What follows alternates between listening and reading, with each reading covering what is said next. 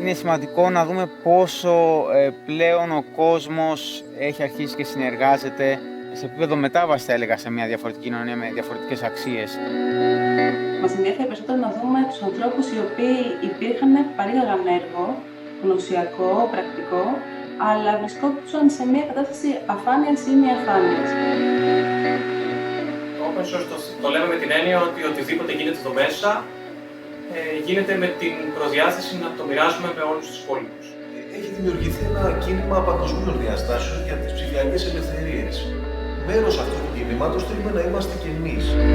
Είμαστε τελείως αποκεντρωμένοι και δεν υπάρχει μια κεντρική αρχή, δηλαδή πρέπει όλοι να έχουμε το μίνιμουμ της συνεργασίας για να δουλέψει. Οι παραγωγοί συνεργάζονται αυτοβούλως, έτσι μπορούν να μπουν ή να βγουν από τη διαδικασία της παραγωγής. Έχουν δηλαδή αυτό μεγάλο βαθμό ελευθερίας. Και ο τρόπος με τον οποίο λειτουργούν αυτή τη στιγμή στο υπάρχον σύστημα είναι σαν σπόροι μέσα σε χαραμάδες στην άσφαλτο. Δεν ξέρω, για μας είναι όλο αυτό ένας πειραματισμός, οπότε... Και αυτό είναι η ανοιχτή χώρη, αυτή είναι η κοινή ομότιμη παραγωγή.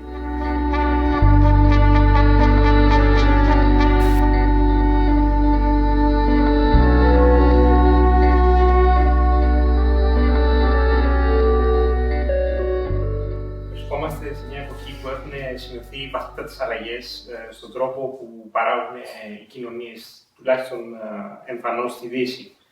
Αυτό είναι αποτέλεσμα πάρα πολύ σημαντικών αλλαγών που έχουν γίνει στο επίπεδο της παραγωγής. Αλλαγές που βασίζονται κυρίως στο ότι βρισκόμαστε πια σε μια υπερδικτυωμένη κοινωνία. Είναι η έλευση του ίντερνετ, ίσως το βασικότερο συστατικό αυτής της μεγάλης αλλαγής. Και πάρα πολύ ουσιαστικές διαδικασίες της εργασίας έχουν πια μεταβληθεί. Για πρώτη φορά παρατηρούμε το φαινόμενο να μπορούν με πολύ εύκολο τρόπο να συνευρεθούν ομάδες παραγωγών έξω από τα παραδοσιακά πλαίσια που μέχρι τώρα γνωρίζαμε, που είναι ας πούμε της εταιρείας ή της οργάνωσης μέσω του κράτους, αλλά ανθρώπους που αυτοβούλως μπορούν να σχηματίσουν ομάδες με σκοπό να παράξουν ένα κοινό αγαθό. Αυτή η μορφή παραγωγής, η οποία είναι πιο ίσια, πιο ομότιμη, είναι γνωστή συνήθως ως κοινή ομότιμη παραγωγή. Και εμφανίζεται από το πιο γνωστό πράγμα που είναι η Wikipedia, μέχρι τον τρόπο που φτιάχνεται λογισμικό, όπως το Firefox που βλέπουμε όλοι μας, αλλά όλο και περισσότερο εμφανίζεται και σε τομείς που προηγουμένως ήταν άγνωστο, δηλαδή σε τομείς όπως η τέχνη, σε τομείς όπως ο πολιτισμός. Και εκεί αυτό που είναι το ιδιαίτερο της εποχής μας είναι ότι δεν εμφανίζεται μόνο πια ψηφιακά, αλλά εμφανίζεται γύρω από ορισμένους χώρους που λειτουργούν σαν κυψέλες ή σαν περίεργοι μαγνήτες, γύρω από τους οποίους μαζεύεται ταλέντο, μαζεύεται γνώση και παράγεται και αναπαράγεται. Και αυτό είναι η ανοιχτή χώρη, αυτή είναι η κοινή ομότιμη παραγωγή.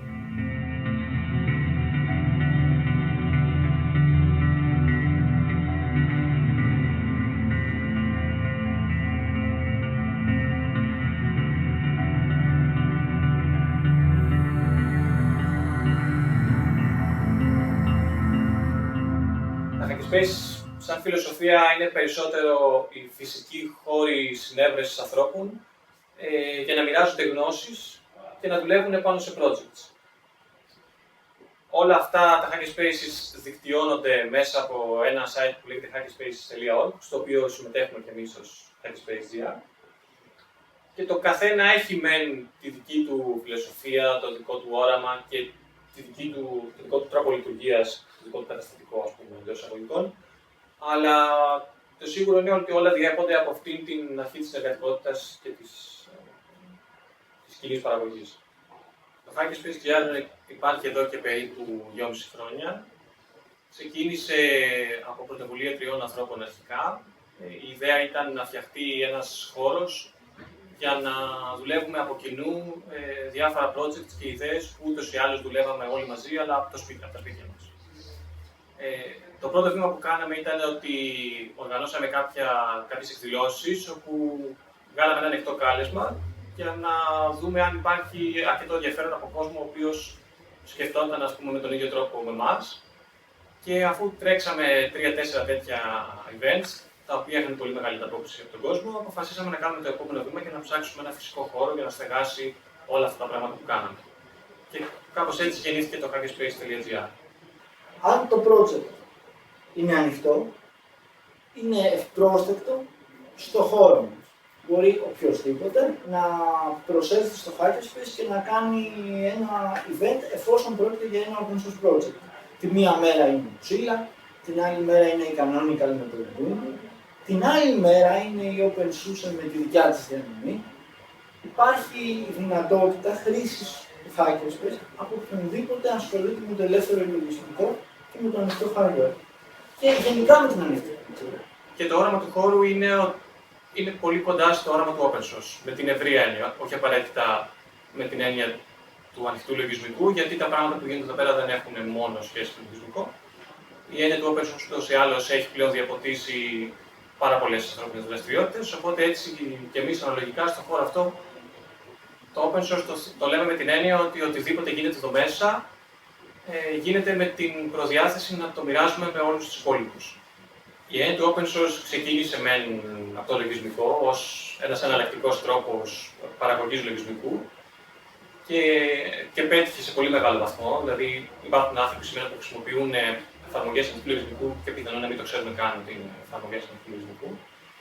Και η λογική είναι ακριβώς ότι πέρα από τις ελευθερίες που δίνει στο χρήστη και γιατί ο κώδικας είναι και διαθέσιμος για τον ίδιο ή για όποιον έχει τις γνώσεις να τον τροποποιήσει και η διανομή των εφαρμογών και του κώδικα είναι ελεύθερη, αλλά ταυτόχρονα σχεδόν δεδομινιστικά έχει πολύ πιο γρήγορη ανάπτυξη ένα project ανοιχτού λογισμικού από ό,τι ενός κλειστού, γιατί συγκεντρώνει μια παγκόσμια κοινότητα ανθρώπων και είναι εκεί έξω. Είναι δημόσιο την πρώτη μέρα.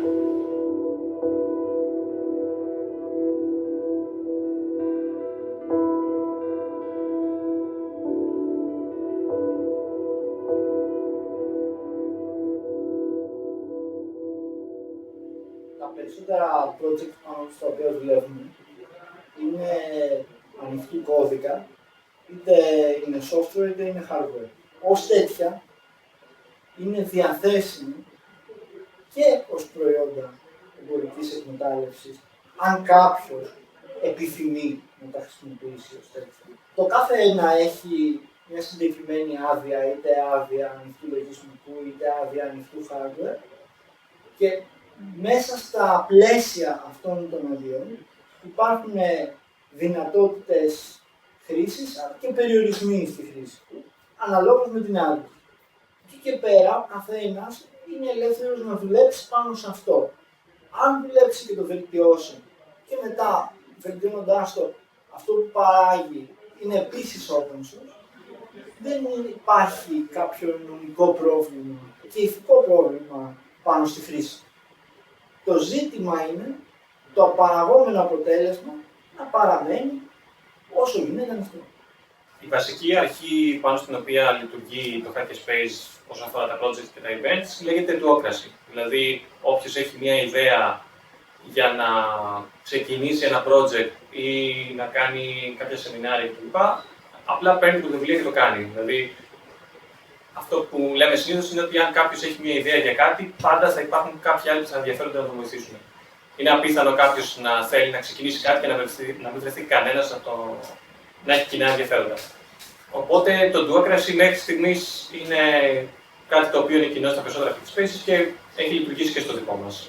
Έτσι, αυτό μπορεί να αφορά project λογισμικού, που είναι ίσως το πιο κλασικό παράδειγμα, αλλά μπορεί να αφορά και hardware projects, ηλεκτρονικά, κατασκευές, υδροπονικά συστήματα, αεροπονική, ερασιτεχνική αστρονομία. Γενικώς, αυτά τα 2,5 χρόνια έχουν γίνει πάρα πολλά πράγματα και projects που έχουν δουλευτεί και έχουν φτάσει σε ένα πολύ καλό σημείο, αλλά και events με την έννοια των παρουσιάσεων και των σεμιναρίων.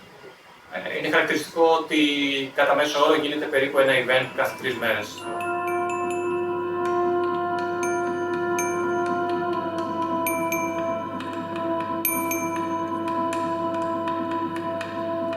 Γενικώς οι άνθρωποι οι οποίοι συμμετέχουν στο Hackerspace έχουν πολύ μεγάλο εύρος γνώσεων, αλλά και ειδικοτήτων, ας το πούμε έτσι. Δηλαδή, έχουμε και ανθρώπους που είναι στην αρχιτεκτονική, έχουμε ανθρώπους που είναι στην καλών τεχνών, έχουμε ανθρώπους που είναι βιολόγοι, φυσική, μαθηματική κλπ. Το σημαντικό και αυτό που διαφοροποιεί ένα Hackerspace και το Hackerspace GR σε σχέση με μια εταιρεία ή έναν οργανισμό είναι ότι αυτό που χρειάζεται να κάνει κάποιος για να συμμετέχει είναι σχεδόν μηδαμινό. Δηλαδή το barrier εισόδου στο να αρχίσει κάποιος να ασχολείται με πράγματα, ακόμα και αν μέχρι σήμερα δεν είχε επαφή με το open source, είναι πάρα πολύ μικρή. Σε αντίθεση με το τι συμβαίνει σε μια εταιρεία που τα πράγματα αναπτύσσονται και λειτουργούν πίσω από κλειστές πόρτες. Οπότε είναι πολύ πιο δύσκολο να μπει κάποιος μέσα σε αυτό. Τα οικονομικά του Hackerspace και τα οικονομικά των περισσότερων Hackerspace είναι διαθέσιμα στο κοινό. Μπορεί οποιοδήποτε, όχι μόνο τα μέλη, οποιοδήποτε ενδιαφέρεται, να δει τον τακτικό ισολογισμό του, να δει πόσα ξοδέψαμε για πίτες, πόσα ξοδέψαμε για φως, νερό, τηλέφωνο και από πού βρήκαμε αυτά τα έσοδα και οι άνθρωποι που μας το δώσουν. Γενικά, το ίδιο το Hackerspace λειτουργεί πάνω στην αρχή ότι επιθυμούμε να έχουμε όσο το δυνατόν διαφανή τρόπο λειτουργίας.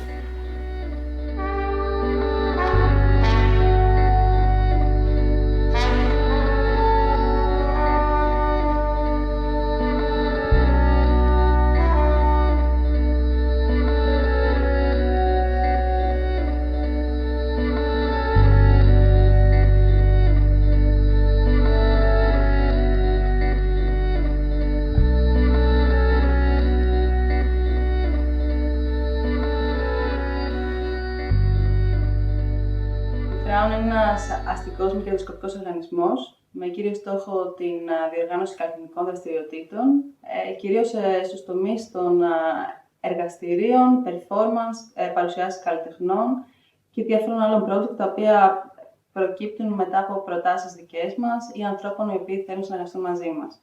Τα εργαστήρια έχουν να κάνουν κυρίως με νέα μέσα και νέες τεχνολογίες, όσο και με crafts. Ο τρόπος που διαρθρώνονται είναι είτε σεμιναριακού χαρακτήρα, είτε σε διήμερα project. Δηλαδή, οι συμμετέχοντες έρχονται, παίρνουν μέρος και ολοκληρώνουν ένα project συμμετοχικό μέσα σε 2 μέρες. Εξ αρχής αποφασίσαμε ότι ο τρόπος που θα απευθυνθούμε στην κοινότητα, τη δημιουργική, την αθηναϊκή, ήταν μέσα των ανοιχτών καλεσμάτων. Δεν μας ενδιέφερε να ξεκινήσουμε μια διαδικασία αναθέσεων σε καλλιτέχνες που ήταν ήδη established και καθιερωμένοι στο αθηναϊκό στερέωμα, γιατί για την Αθήνα μιλάμε πάντα, εδώ δραστηριοποιούμαστε.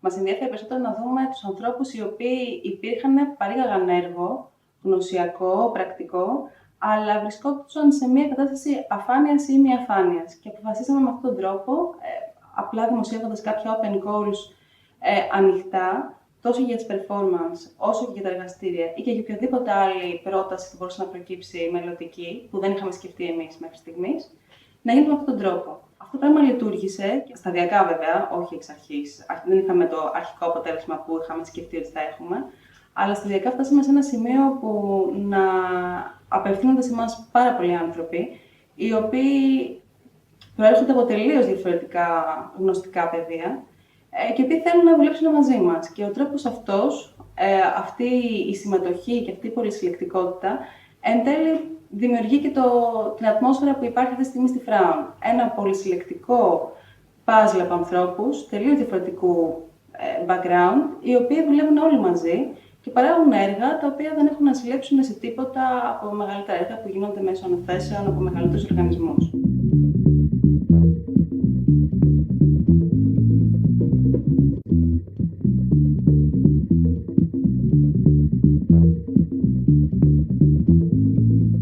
Καλούμε καλλιτέχνες διαφορετικών ειδικοτήτων να μοιραστούν μαζί μας και με τους συμμετέχοντες τα εργαλεία και τις γνώσεις, ώστε να μπορέσει ο καθένας από εμάς να τα χειριστεί ανάλογα, είτε να δημιουργήσει από την αρχή κάτι δικό του, είτε μπορεί να αναλύσει το μηχανισμό λειτουργίας και να τον οικειοποιηθεί, ώστε να τον προσαρμόσει σε κάποιο δικό του έργο ή σε κάποιες δικές του ανάγκες. Πολλές φορές συμβαίνουν συνεργασίες οι οποίες προκύπτουν μέσα από γνωριμίες στον χώρο του εργαστηρίου και βλέπουμε ότι με αυτόν τον τρόπο η ανταλλαγή γνώσεων εξελίσσεται σε κάτι καινούριο, το οποίο συνεχίζει και διανέμεται στην κοινότητα την οποία δημιουργείται.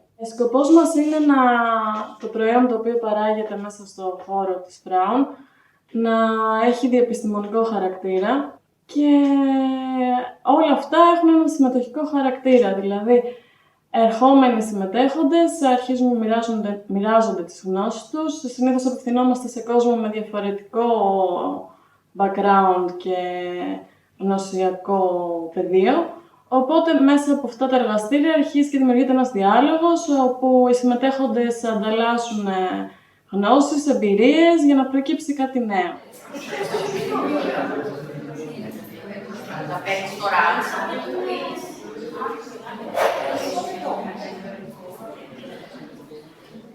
Αυτό που παρέχουμε εμείς είναι τα πάρα πολύ βασικά τεχνολογικά όπλα, δηλαδή ένα Open Wi-Fi το οποίο μπορεί να είναι η βασική πλατφόρμα για να δημιουργήσεις ένα πάρα πολύ μεγάλο project και τα υλικά με τα οποία οι συμμετέχοντες στα εργαστήρια και πολλές φορές performance μπορούν να χτίσουν σιγά σιγά το έργο τους. Δηλαδή δεν είμαστε ένας οργανισμός μεγαλύτερων διαστάσεων ο οποίος θα παρέχει στον συμμετέχοντα οποιοδήποτε έτοιμο εργαλείο. Όποιος έρχεται σε εμάς θα πρέπει να λειτουργήσει σε αυτή τη βάση και εκ του μηδενός να χτίσει ένα έργο, το οποίο είναι το σημαντικότερο γιατί έτσι στην πραγματικότητα γνωρίζει το α και το ω ενός έργου ολοκληρωμένου, ενός project, έχει σε επαφή με όλα τα στάδια παραγωγής και τελικά το τελικό προϊόν είναι απόλυτα δικό του. Ένα καλό παράδειγμα να αναφέρουμε είναι το εργαστήριο Dam Lab, από το οποίο προέκυψε το έργο Downtime. Έγινε ένα ανοιχτό κάλεσμα και δημιουργήθηκε μια ομάδα 8 ατόμων και ξεκινήσαμε με μόνο στόχο ότι μέσα σε 10 συναντήσεις θα έχουμε ένα έτοιμο έργο. Συμμετείχαν μουσικοί, αρχιτέκτονες, θεωρητικοί της τέχνης, media artists. Το ενδιαφέρον μάλλον ήταν η όλη διαδικασία, γιατί από το μηδέν, χωρίς ιδέα, χωρίς τίποτα, ξεκίνησε να αναπτύσσεται μια μοναδική σχέση ανάμεσα σε αυτούς τους ανθρώπους. Δημιουργήσαμε ένα έργο το οποίο σαν πείραμα ήταν εξαιρετικό, καθώς καταφέραμε να το δείξουμε στην Κωνσταντινούπολη στο Amber Festival και στο Pixel της Νορβηγίας. Σαν πείραμα, εμένα με ενδιαφέρει περισσότερο το κομμάτι της αυτοοργάνωσης του εργαστηρίου. Δηλαδή, δεν υπήρχε ιδέα την οποία ακολουθήσαμε, δεν υπήρχε instructor ο οποίος καθοδηγούσε τους υπολείπους και απλά μέσα από το διάλογο και την ανταλλαγή γνώσεων προέκυψε ένα έργο μοναδικό που κανείς μόνος του από αυτά τα άτομα θα είχε καταφέρει. Το 2013 οργανώσαμε με την επιμέλεια της Δάφνης Τραγώνα και τη βοήθεια του Goethe Institute το Data Play, μία εβδομάδα εργαστηρίων, 5 καλλιτέχνες, όπου βασίστηκε στα δίκτυα, στα open source προγράμματα και σκοπός μας με αυτές τις διοργανώσεις είναι να φέρουμε το ελληνικό κοινό πιο κοντά σε τέτοιες ιδέες και τέτοιες πρακτικές οι οποίες εφαρμόζονται στο εξωτερικό και επίσης να μην ακούγονται τόσο μεγάλα και μακρινά από την πραγματικότητά μας.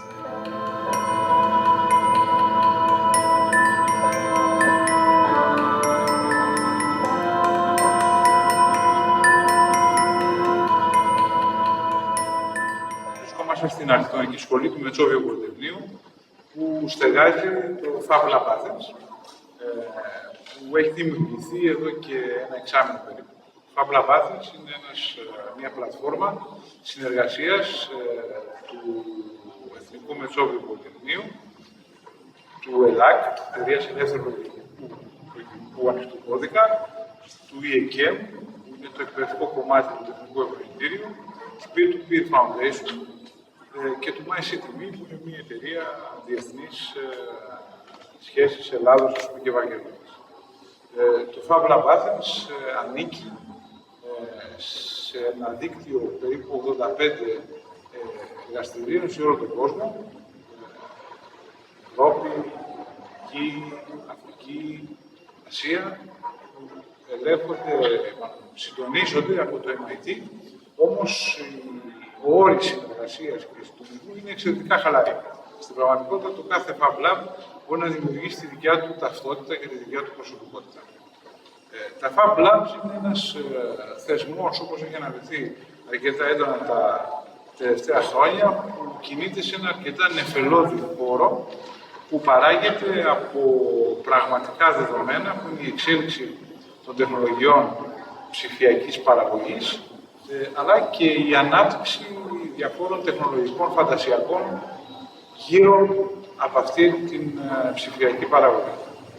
Θα λέγαμε ότι η επίσημη θέση των Fab Labs είναι ότι ο καθένας έχει στη διάθεσή του μηχανήματα και λογισμικά για να μπορέσει μόνος του, στο σπίτι του, να παράξει αντικείμενα.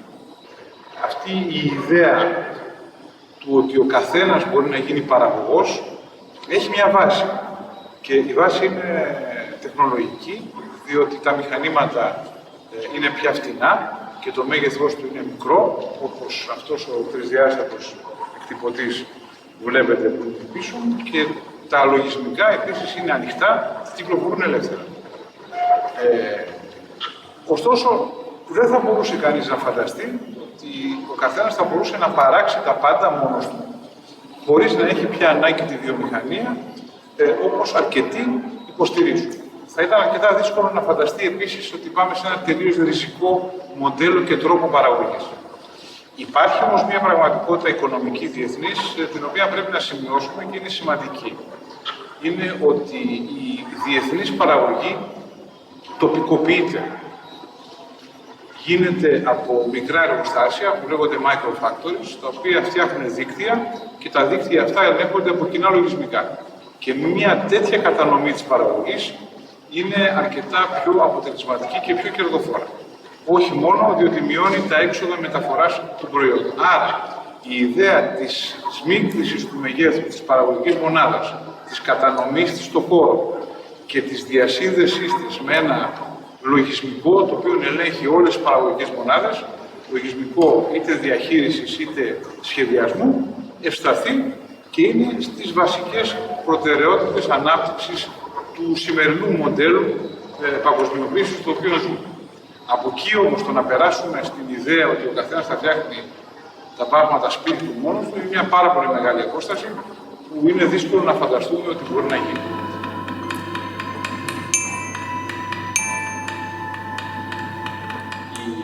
Οι συγκρούσεις αυτή τη στιγμή θα γίνουν σε ένα ενδιάμεσο επίπεδο. Το ενδιάμεσο επίπεδο είναι ακριβώς αυτή η κατανεμημένη παραγωγή που ελέγχεται από ένα συνολικό λογισμικό να γίνει μια ανοιχτή παραγωγή και το λογισμικό να είναι ένα ανοιχτό λογισμικό και οι κοινότητες οι οποίες θα διαχειρίζονται αυτό το λογισμικό να είναι κοινότητες γνώσης τοπικές οι οποίες θα εξυπηρετούν στόχους, αξίες χρήσης και προοπτικές των τοπικών κοινωνιών οι οποίες θα συναποφασίσουν για το μέλλον τους και αυτό είναι ένας στόχος το οποίο εξυπηρετούν αρκετά Fab Labs. Σε αυτή την κατεύθυνση είναι και το Fab Lab Athens.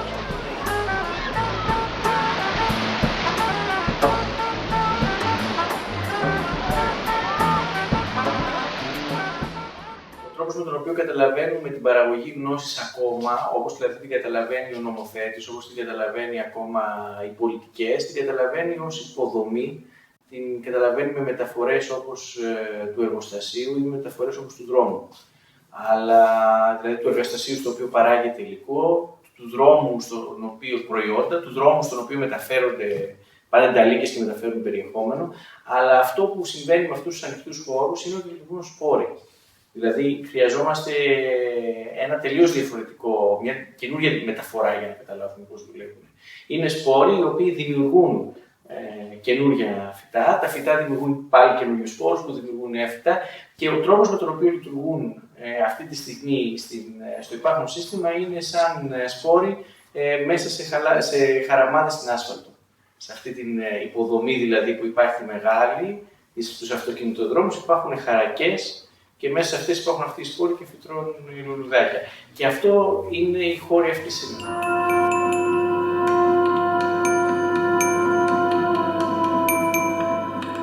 Πέρσι, γύρω στα Χριστούγεννα, αρχίσαμε μια προσπάθεια με τον Δημήτρη τον Βενιζέλο, που ήμασταν συμφοιτητές στη σχολή εδώ. τώρα πια και δύο έχουμε τελειώσει, να αρχίσουμε ένα project, μια βιβλιοθήκη καταγραφής και σχεδιαστικών αλγορίθμων. Μαζεύαμε πολλά μικρά προγραμματάκια, θα πούμε, definitions, μικροί αλγόριθμοι, οι οποίοι κάνουν μια βασική διαδικασία. Για παράδειγμα, το ένα μπορεί να μετράει επιβατό σε καμπύλες επιφάνειας, που σε βοηθάει στην παραγωγή αυτής της επιφάνειας. Μια άλλη μπορεί να σου φτιάχνει ένα κάναβο πάνω σε ένα ελεύθερο σχήμα, τα οποία με το χέρι είναι έως και αδύνατο να γίνουν. Έτσι, επειδή εμείς και για τις διπλωματικές μας εργασίες χρησιμοποιούσαμε πολλούς τέτοιους αλγορίθμους, αποφασίσαμε και μεταξύ μας ανταλλάσσαμε κιόλας αυτή τη γνώση. Δηλαδή, είχαμε φτιάξει ένα φάκελο που έβαζε ο καθένας το δικό του πράγμα που αυτός παράγει και εγώ το έπαιρνα από τον Δημήτρη και το χρησιμοποιούσα. Το ίδιο έκανε και ο Δημήτρης. Αυτά υπάρχουν επίσης και στο ίντερνετ, αλλά σε διάφορα μέρη, οπότε παίρνεις ένα από εδώ, ένα από εκεί και κάπως τα συνδέεις για να φτιάξεις ένα τελικό αντικείμενο την τελική εργασία. Εμείς αποφασίσαμε να κάνουμε μια τέτοια βιβλιοθήκη που έχει δύο στόχους. Ο δεύτερος απορρέει από τον πρώτο. Ο πρώτος είναι να μπορέσουμε να μοιραστούμε αυτά και να φτιάξουμε αυτή τη βιβλιοθήκη που κάποιος μπορεί να πηγαίνει, να βρει έναν αλγόριθμο, αυτό να τον χρησιμοποιεί, να τον επανεξετάζει, να τον αναπτύσσει και στο τέλος όλη την ώρα να τον βελτιστοποιεί. Έτσι, αυτή η ψηφιακή βιβλιοθήκη γνώσης αναπτύσσεται συνεχώς και μπορεί ένας αλγόριθμος ο οποίος έχει γίνει από μένα να τον πάρει κάποιος άλλος, να τον αξιοποιήσει και αυτό να συνεχίσει να γίνεται, μεγαλώνοντας αυτή τη βιβλιοθήκη γνώσης.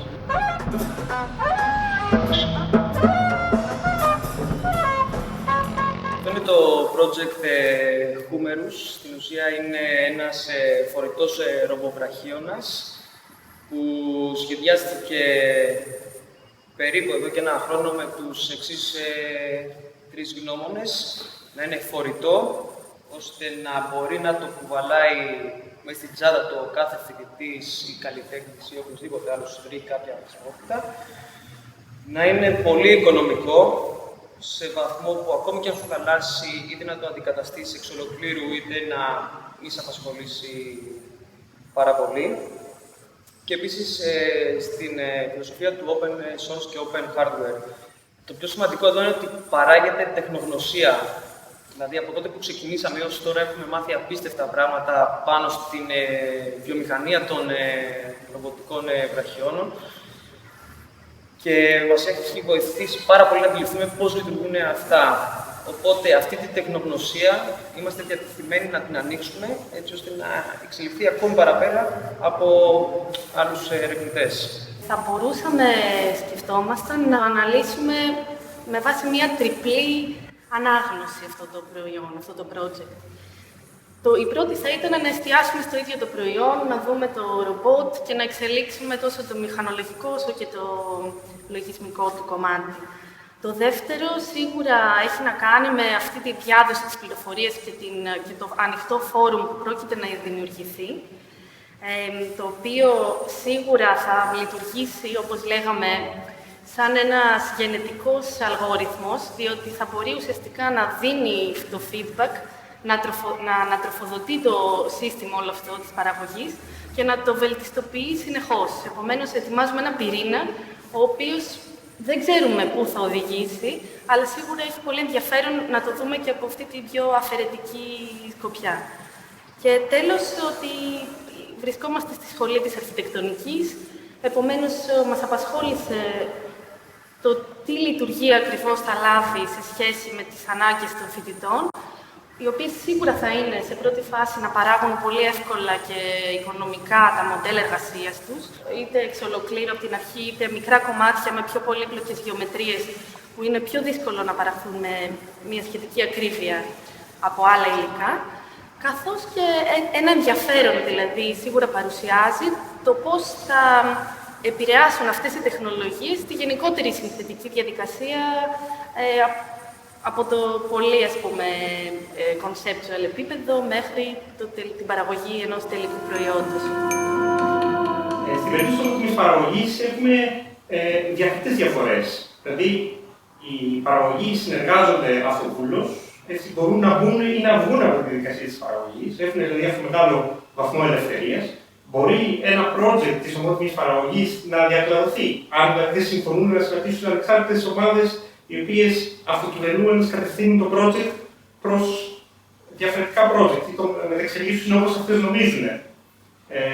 Επίσης, το πολύ βασικό είναι το αποτέλεσμα της εργασίας των παραγωγών. Είναι ένα αποτέλεσμα το οποίο αποτελεί κοινό αγαθό.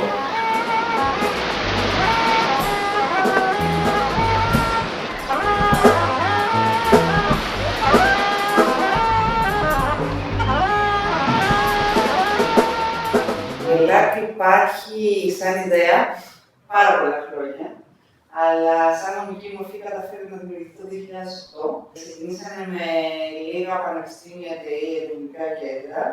Πλέον έχουμε φτάσει και είναι 29 οι φορείς που συμμετέχουν.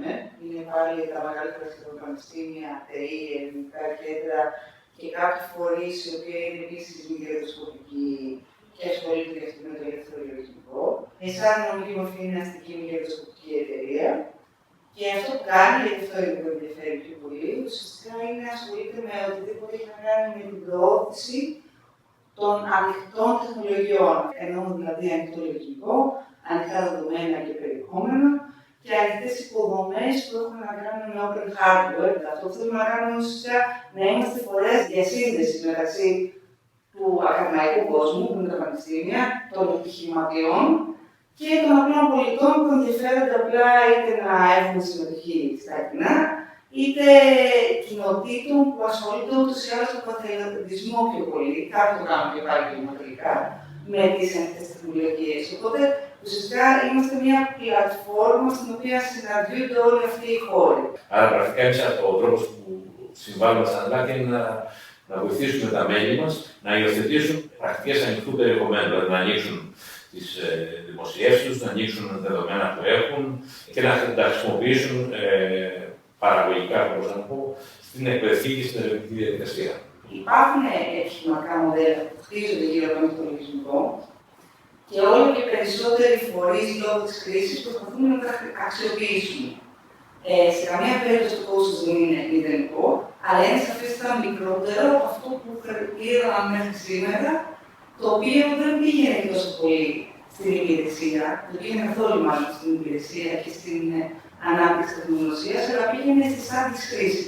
Έχει ξεκινήσει τα τελευταία 2,5 χρόνια μία δράση, η οποία λέγεται η ημέρα της εργασίας, είναι μια επιχειρηματικότητα, όπου αυτό που κάνουμε εκεί ήταν αυτό ακριβώς που προσπαθούμε να φέρουμε σε επαφή εταιρείες που προσφέρουν υπηρεσίες ανοιχτού λογισμικού με εταιρείες που είχαν κάποιες ανάγκες ή που θα μπορούσαν να καλυφθούν με ανοιχτό λογισμικό. Είμαστε ένα είδος ενδιάμεσου και κατά κάποιο τρόπο προσπαθούμε να δημιουργήσουμε ένα πλαίσιο που όλοι αυτοί συναντιόνται, όλοι αυτοί οι φορείς δηλαδή και οι πρωτοβουλίες, είτε αυτές είναι ας πούμε μεμονωμένων ατόμων, γιατί το βασικό χαρακτηριστικό που έχουν οι ανοιχτές κοινότητες είναι ένα είδος ανοιχτών συνεταιρισμών, ότι διαμορφώνονται δυναμικά και με βάση τη διαθεσιμότητα του κάθε μέλους της ομάδας και το χρόνο που έχει διάθεση να κάνει διαθέσει. Δηλαδή, αυτό είναι το βασικό χαρακτηριστικό του ανοιχτού λογισμικού ή των ανοιχτών κοινοτήτων, είναι ότι ο καθένας διαθέτει τον χρόνο που έχει στη διάθεσή του και τα εργαλεία ή οι πλατφόρμες γύρω από τις οποίες οργανώνεται αυτή η συμμετοχή δίνουν το τελικό αποτέλεσμα. Άρα, εγώ μπορώ να αφιερώνω 8 ώρες την εβδομάδα, κάποιος άλλος να αφιερώνεται 1 ώρα την εβδομάδα και παρόλα αυτά συμβάλλουμε στο να υπάρξει κάτι που έχει πολύ μεγάλη αξία.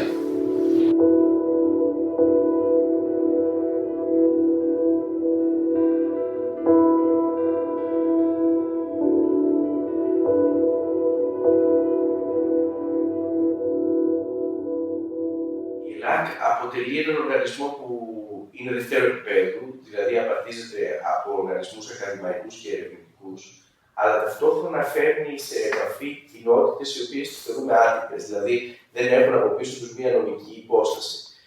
Αυτό έχει πάρα πολύ μεγάλη σημασία γιατί ο τρόπος παραγωγής και διάχυσης γνώσης σήμερα παρατηρείται κυρίως στο δεύτερο πεδίο και λιγότερο στο πρώτο. Το πρώτο πεδίο, δηλαδή το πεδίο της θετικής οργάνωσης, πολύ συχνά υπό μία έννοια απεικιοποιείται από τις οργανωτικές δομές και δεν αφήνει την καινοτομία να βγει. Αυτό είναι κάτι που το γνωρίζουν ακόμα και οι τυπικοί οργανισμοί και το βλέπουμε σε φαινόμενα όπως η ανοιχτή καινοτομία, η οποία επιδιώκει, είναι ένας όρος ο οποίος είναι λίγο διαφορετικός από τα κλασικά ανοιχτά, δηλαδή δεν σημαίνει ότι απαραίτητα χρησιμοποιούμε ανοιχτή άδεια, απλά έχουμε ένα δίκτυο από οργανισμούς με τους οποίους συνεργαζόμαστε για την έρευνα και την καινοτομία. Αυτό λοιπόν θεωρώ ότι όταν το κάνουν οργανισμοί μεγάλοι, και είναι κάτι το οποίο αυτή τη στιγμή το βλέπουμε ακόμα και σε εκθέσεις πολύ συστημικών οργανισμών, όπως είναι ο ΩΣΑ ή η Παγκόσμια Τράπεζα, θα πει ότι το μοντέλο της ομότιμης παραγωγής ή της δικαιοκρατικής, ανάλογα με το πώς το βλέπεις, αλλά ένα πιο δικτυακό μοντέλο και λιγότερο ιεραρχικό, είναι κάτι το οποίο πράγματι έχει πιστέψει στην καρδιά της παραγωγής γνώσης. Όταν λοιπόν η ΕΛΑΚ εμφανίζεται ως ένας οργανισμός ο οποίος λειτουργεί διασυνδετικά ανάμεσα σε εθνικούς οργανισμούς παραγωγής γνώσης και σε άτυπους οργανισμούς παραγωγής γνώσης, παίζει ένα καταλυτικό ρόλο για το πώς, έστω και σε μέσο μάκρο χρονικό επίπεδο, αλλάζει η κοινωνία. Έχει μεγάλη κοινωνικο-πολιτική σημασία με την έννοια ότι, ότι ανατρέπει τις παραδοσιακές λογικές ανάπτυξης και σχεδιασμού, ανάπτυξης και υλοποίησης έργων πληροφορικής, που ως τώρα σχεδιάζονταν με μεγάλους προπολογισμούς, δεκαπλάσιους ανθρωπιστικούς, ενώ θα μπορούσε κανείς να πετύχει αυτό που είπαμε και πριν, το 80% αποτελέσματος με το 20% της προσπάθειας. Και αξιοποιώντας κυρίως όχι χρηματικούς πόρους, αλλά πόρους που είναι ήδη διαθέσιμοι από προηγούμενα έργα. Και πόρους υλικούς, αλλά και ανθρώπινους πόρους, οι οποίοι μπορούν να διαδεθούν για να αναπτύξουν αυτές τις τεχνολογίες.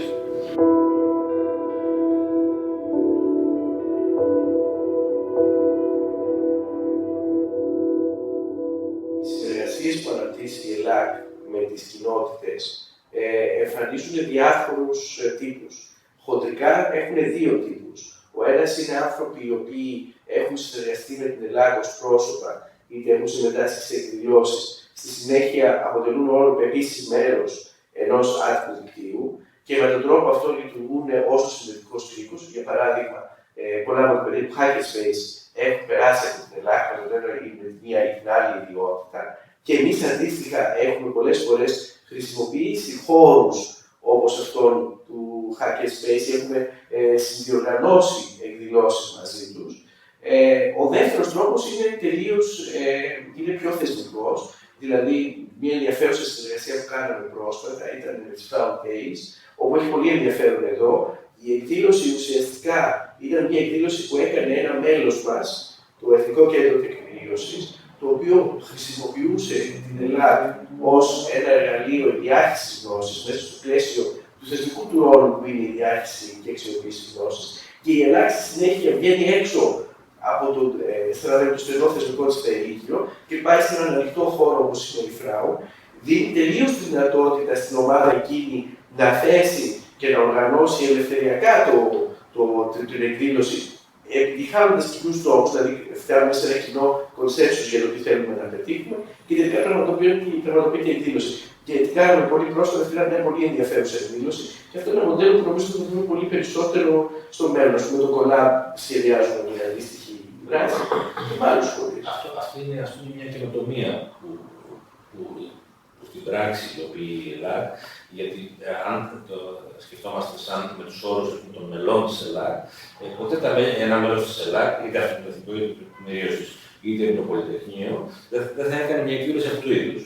Δηλαδή, εμείς λειτουργούμε σαν καταλήτης σε αυτή τη διαδικασία και φέρνουμε πιο κοντά τις κινήσεις που είναι κινήσεις πρακτικά πολιτών ή ενεργών πολιτών ή ομάδες που λειτουργούν με μοντέλα στην μικρή τους κλίμακα ομότιμης παραγωγής, σε επαφή με φορείς, με θεσμούς, οι οποίοι ποτέ δεν θα συναντιόντουσαν μεταξύ τους. Δηλαδή, μεταφέρουν μια διαδικασία που συνήθως θα ήταν σε μια αίθουσα σεμιναρίων, σε μια αίθουσα τελετών ενός ιδρύματος, να γίνεται σε ένα χώρο στο μοναστηράκι, σε ένα υπόγειο που έχει οργανωθεί από μια ομάδα με μια διαφορετική λογική που κανονικά ποτέ δεν θα συναντούσε ένα πανεπιστήμιο ή ένα ερευνητικό κέντρο. Και αυτό είναι μια καινοτομία, είναι κάτι που συμβαίνει διεθνώς.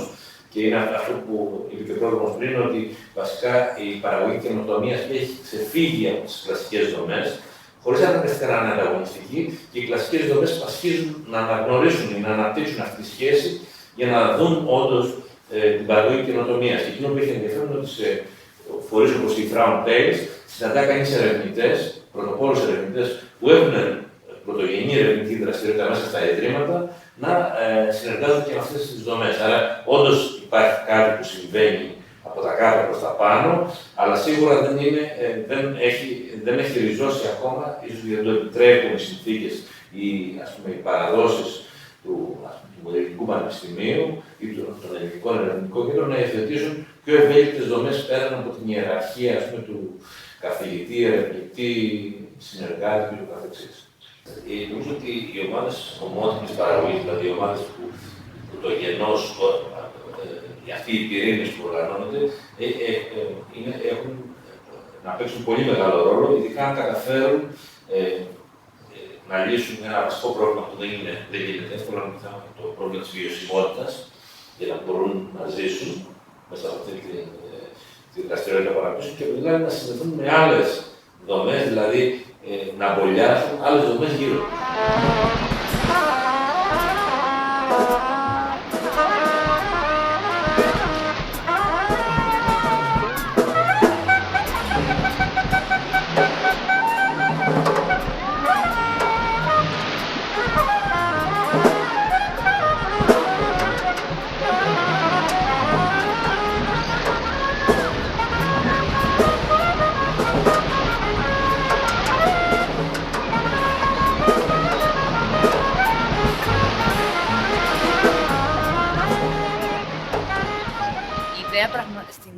Στην αρχή της ξεκινάει από την Energize και θέλουν να κάνουν παραγωγή ενέργειας στο δημόσιο χώρο της πόλης και να τη συνδυάσουν και με την ιδέα η οποία είναι αρκετά διαδεδομένη στην Ευρώπη αλλά και παγκόσμια νομίζω, την ιδέα των κοινόχρηστων ποδηλάτων που σου χρησιμεύουν σαν μεταφορικό μέσο στην πόλη, αλλά τα μοιράζεσαι και τα χρησιμοποιείς σε ένα κομμάτι της ημέρας και μετά τα αφήνεις σε σταθμούς και μπορεί ο επόμενος να τα χρησιμοποιήσει επίσης.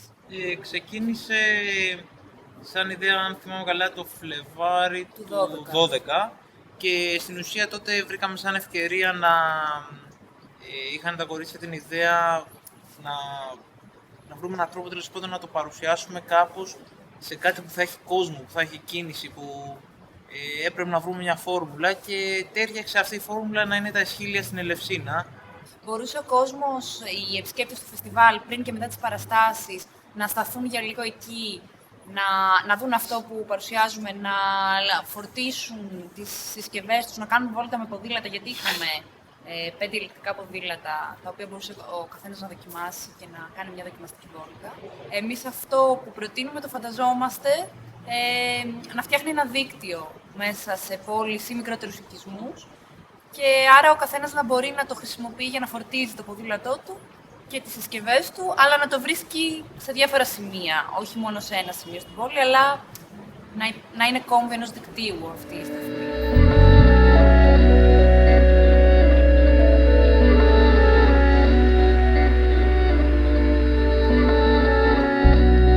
Δεν ξέρω, για μας είναι όλο αυτό ένας πειραματισμός, οπότε ξεκίνησα από ένα φεστιβάλ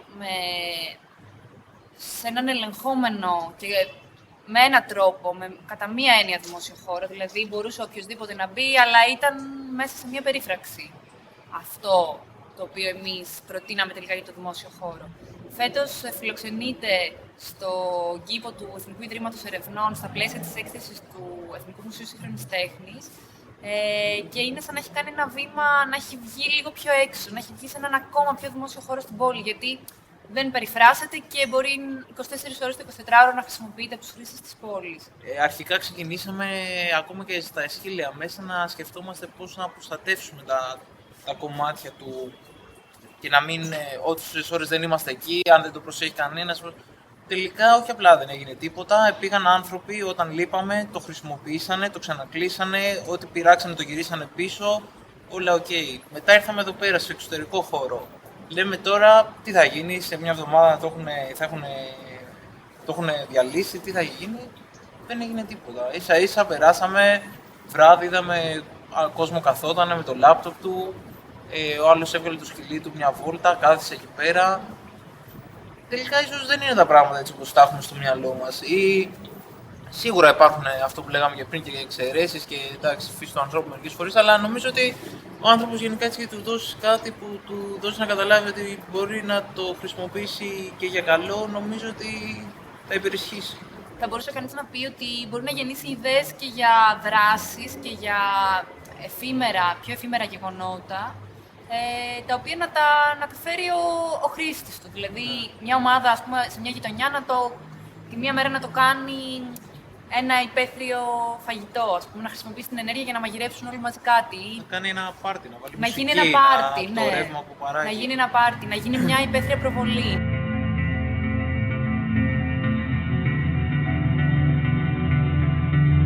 Ιδανικά θα ήταν να μπορούν κάποιοι δήμοι να το αναπτύξουν, να φτιάξουν αυτούς τους κόμβους που λέγαμε πριν, να υπάρχουν δηλαδή τέτοιες αντίστοιχες εγκαταστάσεις, ακτίνες, διάφορες γειτονιές και να μπορείς να πηγαίνεις από τη μία στην άλλη και με το ποδήλατό σου, αλλά και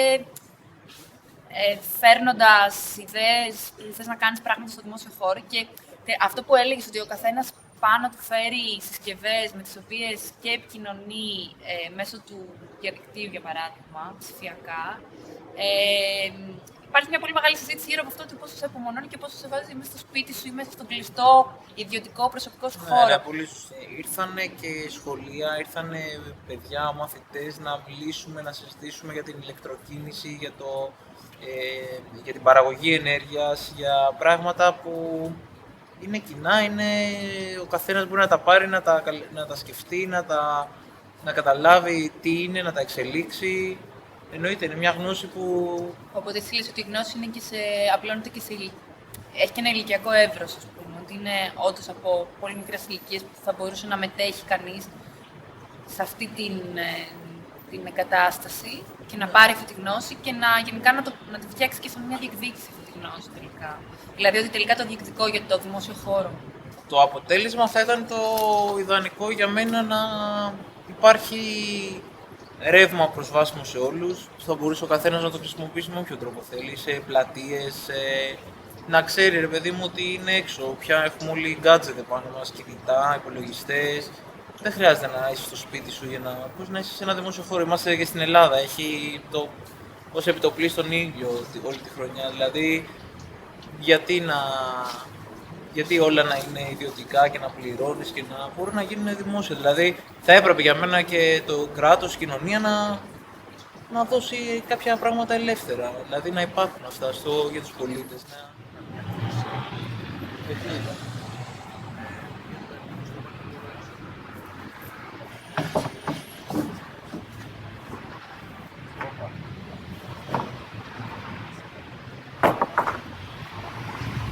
Συνεργασίες και τα plugins που θα μπορούσαν να γίνουν σε σχέση με άλλες ομάδες που αναπτύσσουν ελεύθερο Wi-Fi ή οτιδήποτε άλλο θα μπορούσε να κουμπώσει στην ιδέα αυτή, νομίζω για μας είναι μια πάρα πολύ ενδιαφέρουσα προοπτική συνεργασιών.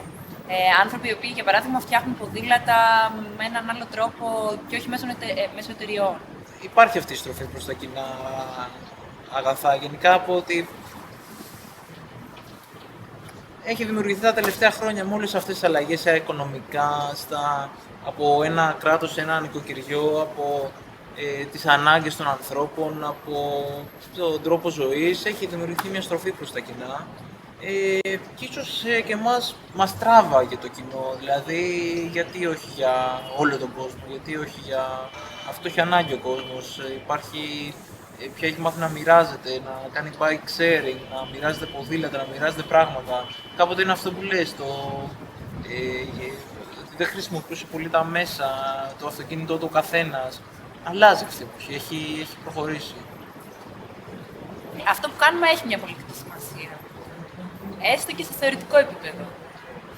Δεν το έχω σκεφτεί πολιτική σημασία. Δηλαδή. Ναι, εγώ νομίζω ότι έχει μια πολιτική σημασία, γιατί σε κάνει να βγεις στο δημόσιο χώρο και να θες να είσαι στο δημόσιο χώρο, γιατί ξαφνικά έχεις κάποιες εξυπηρετήσεις στο δημόσιο χώρο, όπως είναι αυτός ο αστικός εξοπλισμός που σου δίνει και ενέργεια, την οποία ο ίδιος έχει παράξει, ο αστικός εξοπλισμός. Άρα είναι μια ξανά διεκδίκηση του δημόσιου χώρου. Μπορείς να ξαναείσαι στο δημόσιο χώρο με άλλους όρους. Και σε βάζει να σκεφτείς αυτό όλο το ζήτημα της ενέργειας και το ζήτημα του πώς κινείσαμε μέσα σε μια πόλη. Άρα τελικά είναι πολιτική διεκδίκηση όλο αυτό, γιατί μιλάμε και για την καθημερινότητά σου, πώς διαμορφώνει την καθημερινότητά σου. Δύο τέτοιες πολύ σημαντικές, όχι δύο, και περισσότερες από δύο σημαντικές διευκολύνσεις. Η ενέργεια, η κινητικότητα και η δυνατότητα συνέβρεσης του δημόσιου χώρου.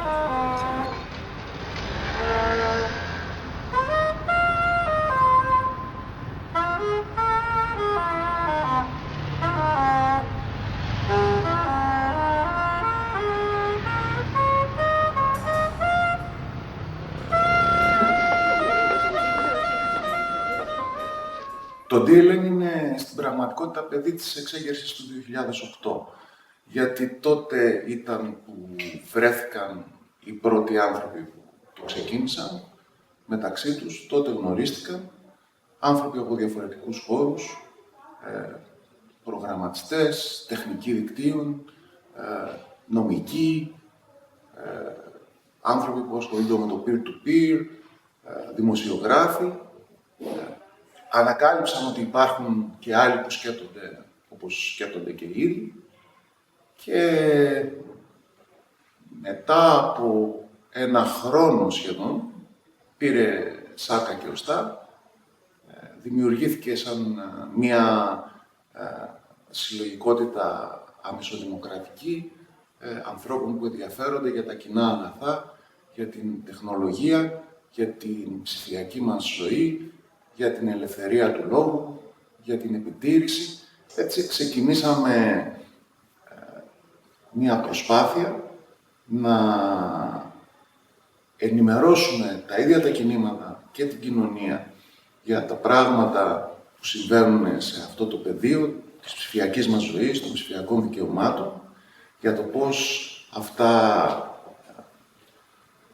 απειλούνται από νέες περιφράξεις που προκύπτουν κάθε μέρα, πολλές φορές χωρίς να ενημερώνεται η κοινωνία παρά μόνο εκ των υστέρων, γιατί όλοι μας πιστεύαμε ότι η σχέση μας με την τεχνολογία είναι στην πραγματικότητα μια σχέση αλληλεπίδρασης, δηλαδή και επηρεαζόμαστε από την τεχνολογία χρησιμοποιούμε, που υπάρχει γύρω μας, αλλά ταυτόχρονα έχουμε τη δυνατότητα και εμείς οι ίδιοι ως κοινωνία να επηρεάζουμε και να καθορίζουμε τις τεχνολογίες που θα χρησιμοποιήσουμε. Από την αρχή της συγκρότησής μας ως ομάδα, γεννηθήκαμε από μια αναγκαιότητα να αλλάξουμε τις κυρίαρχες πολιτικές για την κοινωνία της πληροφορίας και στην Ελλάδα. Φυσικά, οι πολιτικές αυτές δεν είναι ελληνικό φαινόμενο. Αντίθετα, παγκοσμίως, τα θέματα πνευματικής ιδιοκτησίας αλλά και ψηφιακών ελευθεριών ρυθμίζονται με διεθνείς συνθήκες. Επίσης, το τι γίνεται στις ΗΠΑ επηρεάζει πάρα πολύ το τι γίνεται στον υπόλοιπο κόσμο. Σε απάντηση της αναντιστοιχίας που υπάρχει ανάμεσα στις κυρίαρχες αυτές πολιτικές παγκοσμίως και στις ανάγκες των ανθρώπων, έχει δημιουργηθεί ένα κίνημα παγκοσμίων διαστάσεων για τις ψηφιακές ελευθερίες. Μέρος αυτού του κινήματος θέλουμε να είμαστε και εμείς, γιατί είναι αναγκαίο σε κάθε τόπο, σε κάθε χώρα να παλεύονται και τέτοια θέματα και όχι μόνο σε κεντρικό ευρωπαϊκό επίπεδο ή στις Ηνωμένες Πολιτείες.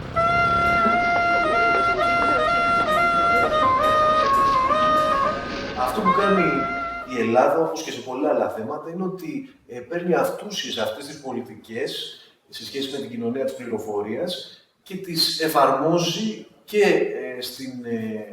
και στη χώρα μας, ίσως με έναν ακόμη χειρότερο τρόπο, πιο επαρχιώτικο. Το ζήτημα όμως είναι ότι οι πολιτικές αυτές πάσχουν. Δεν είναι το ότι δεν τις εφαρμόζουμε σωστά, είναι ότι δεν θα έπρεπε να τις εφαρμόζουμε και καθόλου. Ούτως ή άλλως η Ελλάδα, επειδή ανήκει σε ό,τι αφορά τον γνωσιακό καπιταλισμό, στην περιφέρεια αυτού του συστήματος, εν ολίγης δεν παράγουμε καινοτομία ιδιαίτερη, Αντίθετα, καταναλώνουμε καινοτομία που παράγεται έξω. Στα πλαίσια αυτά, η Ελλάδα θα έπρεπε να έχει ήδη επινοήσει εντελώς άλλες στρατηγικές σε σχέση με την κοινωνία της πληροφορίας και σε σχέση με την καινοτομία.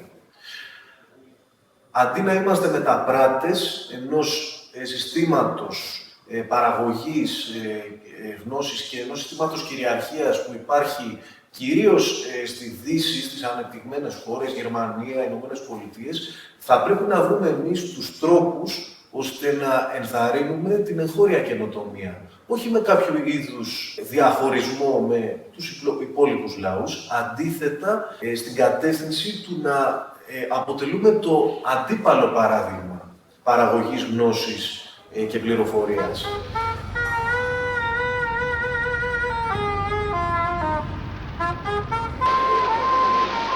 Στην πραγματικότητα πάντα οι τεχνολογίες επηρέαζαν καταλυτικά την κοινωνία. Αυτό ίσως να μην ήταν τόσο πολύ φανερό πριν από την έλευση του ίντερνετ. Τώρα, οι ψηφιακές τεχνολογίες, επειδή ακριβώς είναι φρέσκες και επειδή αφορούν ένα πεδίο που θεωρούσαμε ούτως ή άλλως ότι είναι κοινό αγαθό, ενώ τελικά δεν είναι, έχουν γίνει ένα πεδίο διαπάλης μεταξύ εξουσιών, διαφορετικών συμφερόντων και πολλές φορές ο κόσμος δεν είναι ενημερωμένος για αυτό. Πιστεύω ότι υπάρχει ένα δίκτυο ανθρώπων και προσπάθειες ενδιαφέρουσες από διάφορες ομάδες. Όλα αυτά που λέμε και έχουν να κάνουν με εναλλακτικές από το κυρίαρχο παράδειγμα, να βρουν εφαρμογή και στην πράξη.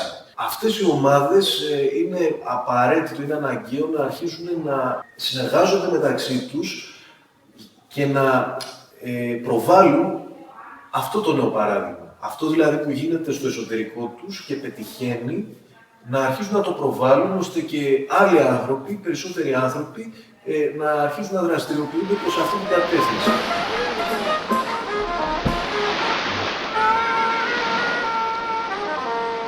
Αυτή η ένδυα πόρων, η οποία υπάρχει στους δημιουργούς, στους καινοτόμους, απαντάται με διαφορετικό τρόπο από ότι με την ιδιωτική συσσόρευση κέρδους και τη λογική του μοναχικού εγωιστικού ατόμου. Απαντάται δηλαδή με το συνεργατισμό και τη συσσόρευση πόρων ως κοινών. Απαντάται δηλαδή με την κοινωνικοποίηση, ας το πούμε, και της δημιουργικότητας των ανθρώπων, αλλά και των υλικών πόρων.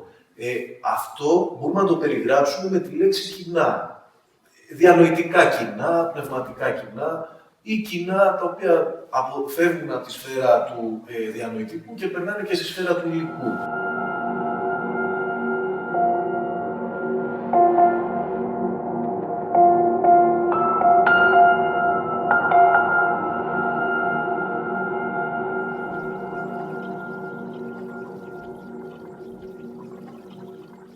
Η ονομασία μας είναι Σπιθάρι Waking Life. Τώρα το Σπιθάρι γιατί? Το Σπιθάρι διότι η τοποθεσία εδώ πέρα λέγεται Σπιθάρι. Αυτό είναι το όνομα της περιοχής εδώ πέρα. Και μας άρεσε και ως λέξη, διότι περιλαμβάνει τις δύο λέξεις σπίθα και πιθάρι. Ας το πούμε σπίθα ζωής, πιθάρι αυτάρκειας. Το Waking Life ως υπότιτλος είναι διότι όταν ήρθαμε εδώ πέρα ήταν εντελώς καμένη η περιοχή εδώ πέρα. Από τις πυρκαγιές του, αν δεν κάνω λάθος, του 2008 και ουσιαστικά αποτέλεσε μια πρόκληση για μας ότι θα θέλαμε να παίξουμε ένα ρόλο αναγέννησης του χώρου αυτού από τη στιγμή που θέσαμε ως αρχή μας ότι θέλουμε αυτό το οποίο θα κάνουμε να το επικοινωνήσουμε κιόλας. Θέλαμε και μια επαφή με την Αθήνα. Δεν θέλαμε να φύγουμε πάρα πολύ έξω και μακριά από την Αθήνα. Ξεκινήσαμε 6 άτομα το 2011, το Νοέμβρη, τέτοια εποχή, συμπληρώνουμε 2 χρόνια τώρα. Και μισθώσαμε 8 στρέμματα από τα 1000 που ανήκουν στον ιδιοκτήτη. Ιδανικά γεμίζεις το γαντάκι με mulch, με εδαφοκάλυψη, με ό,τι οργανικό. Το project έχει να κάνει με πειραματισμούς σε τεχνολογίες αυτάρκειας, κυρίως σε διατροφικό, στεγαστικό και ενεργειακό επίπεδο. Απλά το σημαντικό είναι εδώ να μιλήσουμε για τις αξίες πίσω από την επιλογή και τα χαρακτηριστικά αυτών των τεχνολογιών, που βασικός πυρήνας είναι η βιωσιμότητα. Και ουσιαστικά μιλάμε για τεχνολογίες φιλικές προς το περιβάλλον, αλλά είναι χαμηλού κόστους, φτιάξεις το μόνο σου και της ελεύθερης διάδοσης της γνώσης, γιατί μιλάμε ότι θέλουμε να αναπαραχθεί αυτό το πράγμα, να μπορεί ο κόσμος πλέον να αρχίσει να αυτοδιαχειρίζεται τη ζωή του και να καλύπτει τις λεγόμενες καθολικές ανθρώπινες ανάγκες. Σε αυτό το τομέα βασικός παράγοντας είναι τα παγκόσμια κοινά που αρχίζουν και αναπτύσσονται πλέον, που άνθρωποι από όλο τον πλανήτη αρχίζουν πλέον και μοιράζονται τη γνώση ελεύθερα πάνω σε επίπεδο παραγωγής ενέργειας, πάνω σε επίπεδο μεθόδων για την κάλυψη της τροφής, καθώς και σε επίπεδο στέγασης, σε επίπεδο μεταφορών, σε επίπεδο επικοινωνίας. Πλέον ακόμα και εφευρέτες, θα έλεγα, έχουν αρχίσει να πηδούν με το μοντέλο της κλειστής γνώσης και του πώς οι εταιρείες πλέον έχουν κλειδώσει αυτές τις τεχνολογίες, ενώ θα μπορούσαν να είναι διαθέσιμες σε όλο τον παγκόσμιο πληθυσμό, και χρησιμοποιούν άδειες ανοιχτού κώδικα, και το ρεύμα του open source hardware έχει αρχίσει και αναπτύσσεται σημαντικά πλέον. Και είναι σημαντικό να δούμε πόσο πλέον ο κόσμος έχει αρχίσει και συνεργάζεται για να, σε επίπεδο μετάβαση, θα έλεγα, σε μια διαφορετική κοινωνία με διαφορετικές αξίες, τις αξίες του διαμοιρασμού της γνώσης, τις αξίες της αλληλεγγύης, τις αξίες του φιλικού προς το περιβάλλον, τις αξίες όχι του κέρδους και του στενοατομικισμού, αλλά του συλλογικού και της κάλυψης πλέον των καθολικών ανθρώπινων αναγκών.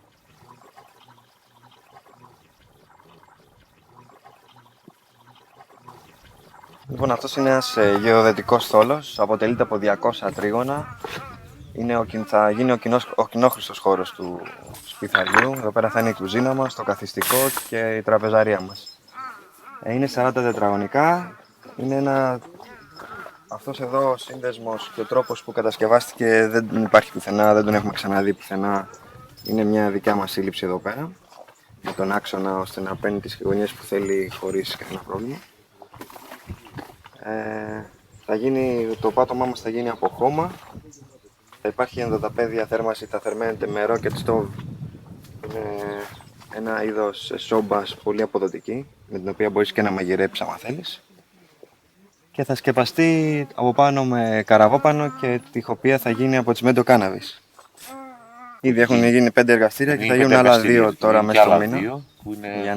Θα είναι για το rocket stove το άλλο, και το άλλο θα είναι για την κάλυψή του, για την τοιχοποιία του.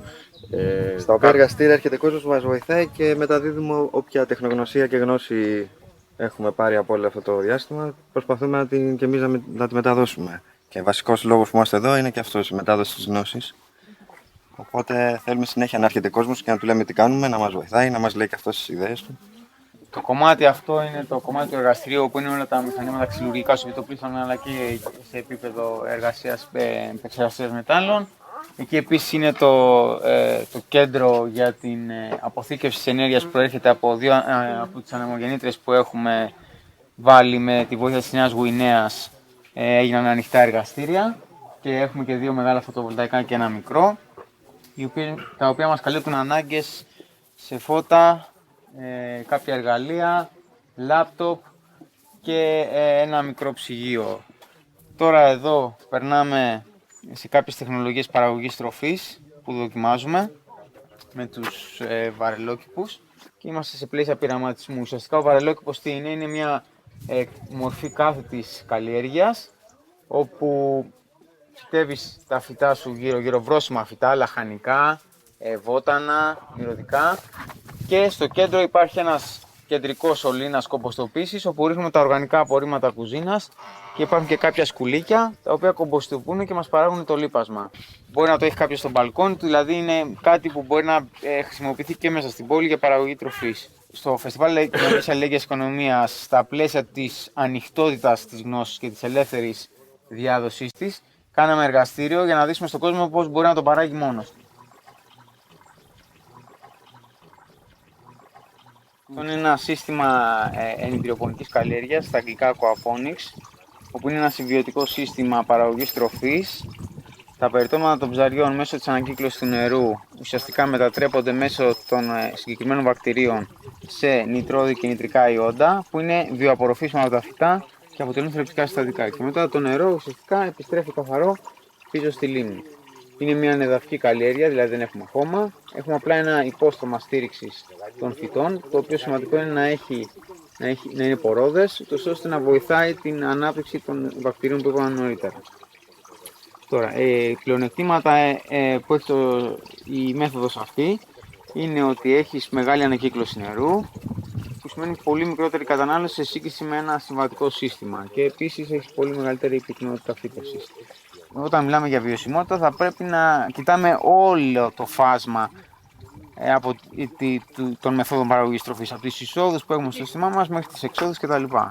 Και θα πρέπει να υπάρχει πάντα σε ισορροπία με το περιβάλλον.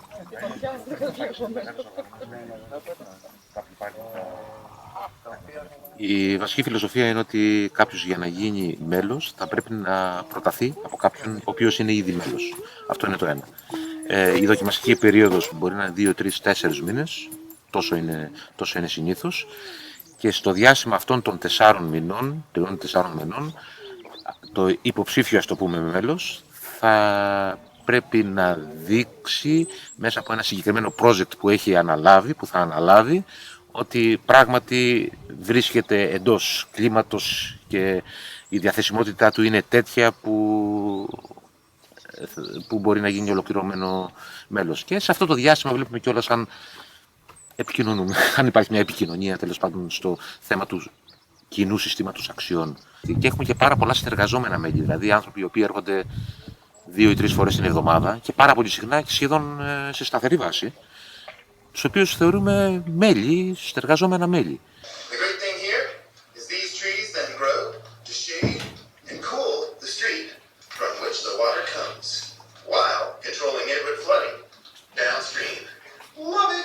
Δεδομένου ότι έχουμε σαν βασικό χαρακτηριστικό την αναπαραγωγή τέτοιων εγχειρημάτων όπως το δικό μας και την δικτύωση με άλλες ομάδες, πολύ βασικό, από άποψη διάχυσης της γνώσης στην κοινωνία, βασικό είναι ότι κάνουμε ανοιχτά εργαστήρια που μπορεί να έρθει το κοινό και να παρακολουθήσει στους διάφορους τομείς με τους οποίους πειραματιζόμαστε. Σίγουρα είμαστε ανοιχτοί σε κόσμο και σε ομάδες να έρθουμε και να συνεργαστούμε και να μοιραστούμε τη γνώση τους, ώστε να μπορούμε να αναπτύξουμε και τους ρυθμούς ανάπτυξης τέτοιων τεχνολογιών που θα καλύψουν βασικές ανάγκες. Η λήψη αποφάσεων παίρνεται με ορθολογική συνένεση. Τι σημαίνει αυτό? Ότι θα πρέπει να υπάρχει ομοφωνία για να πάρθει μια απόφαση, έστω και ένας αν έχει διαφωνία σε κάτι το οποίο σκοπεύουμε να κάνουμε, τότε αφού επιχειρηματολογήσει για ποιο λόγο έχει τη διαφωνία αυτή, θα κάτσουμε, θα το συζητήσουμε. Δεν θα γίνει αυτό το οποίο είναι προς απόφαση, προς υλοποίηση από τη στιγμή που υπάρχει αντίρρηση. Δεν μπορεί να γίνει αφού υπάρχει αντίρρηση από κάποιον, αλλά έχει την υποχρέωση και ο ίδιος να επιχειρηματολογήσει σε επόμενη φάση για ποιο λόγο ακριβώς έχει την αντίρρηση. Προσπαθούμε λιγάκι να κάνουμε λίγο κατά μέρος διάφορες τοξασίες πίστης και τέτοια πράγματα και να λειτουργούμε ορθολογικά. Αυτός είναι ο στόχος και μέχρι τώρα λειτουργεί. Πρέπει να σκεφτούμε και να μην υποτιμήσουμε καθόλου ότι ένα κομμάτι αυτού του τρόπου οργάνωσης παραγωγής που προκύπτει από την κοινή γνώση μπορεί να είναι εν μέρει και μία λύση για τμήματα του συστήματος. Υπάρχουν σε οικονομίες όπως για παράδειγμα η ελληνική, η οποία έχει ένα σημαντικό πρόβλημα στο μεταποιητικό τομέα. Θα μπορούσαμε να φανταστούμε την Ελλάδα να αναγεννά σχετικά πιο εύκολα την πρωτογενή παραγωγή, αλλά ίσως είναι πιο δύσκολο να φανταστούμε την αναγέννηση μεταποίηση στην Ελλάδα. Σκεφτείτε όμως ότι ένα μοντέλο το οποίο υιοθετούσε ανοιχτά πρότυπα, ανοιχτό σχεδιασμό, ειδικά σε κρίσιμους τομείς της οικονομίας, σε κρίσιμο εξοπλισμό και συσκευές, αξιοποιώντας υβριδικά, σε μια υβριδική συνεργασία, ακόμα και μεγάλες κλίμακας υποδομές όπως τα πανεπιστήμια ή κρατικές υποδομές όπως κρατικές εταιρείες στις συνδυαζόμενες κοινότητες, θα μπορούσαμε να φανταστούμε ένα διαφορετικό μοντέλο με το οποίο θα μπορούσε να ξαναπάρει μπρος αυτός ο τομέας της παραγωγής.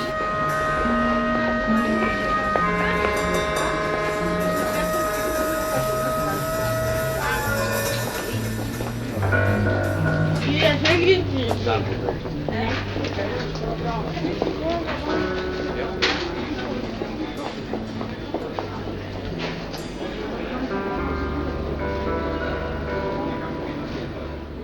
η ομάδα ξεκίνησε το 2011, όταν με τη Χλόη τη Βαρελίδη θελήσαμε να κάνουμε κάτι σε σχέση με την πόλη μας, σε σχέση με την Αθήνα. Ήταν η περίοδος που είχε εξελιχθεί η κρίση και βλέπαμε ότι ο κόσμος βγαίνει στους δρόμους για διάφορους λόγους. Και θέλησαμε να βάλουμε το παιχνίδι μέσα στους δρόμους, να το εισάγουμε. Έτσι μαζευτήκαμε, κάναμε μια πρώτη εκδοχή, ένα μίνι φεστιβάλ, το Νοέμβρη του 2011 και φέραμε ανθρώπους από Αμερική και Έλληνες σχεδιαστές και παίξαμε για ένα βράδυ. Είχαμε πάρα πολύ συμμετοχή και είπαμε πάρα πολύ ωραία. Ήρθε ο κόσμος κοντά μας και μαζί με μεγαλύτερη ομάδα συνεχίσαμε το 2012 και το 2013 και κάναμε 2 μεγάλα φεστιβάλ. Το προηγούμενο έγινε στην Τεχνόπολη και το τελευταίο έγινε έξω στο Θησίο, που αυτή ήταν και η επιθυμία μας για καΐς από την αρχή, να βγούμε στον δρόμο. Αυτή τη φορά είχαμε εργαστήρια, είχαμε παιχνίδια στον δρόμο πάρα πολλά από ανθρώπους που ήρθαν από την Ευρώπη, Αυστραλία, Αμερική.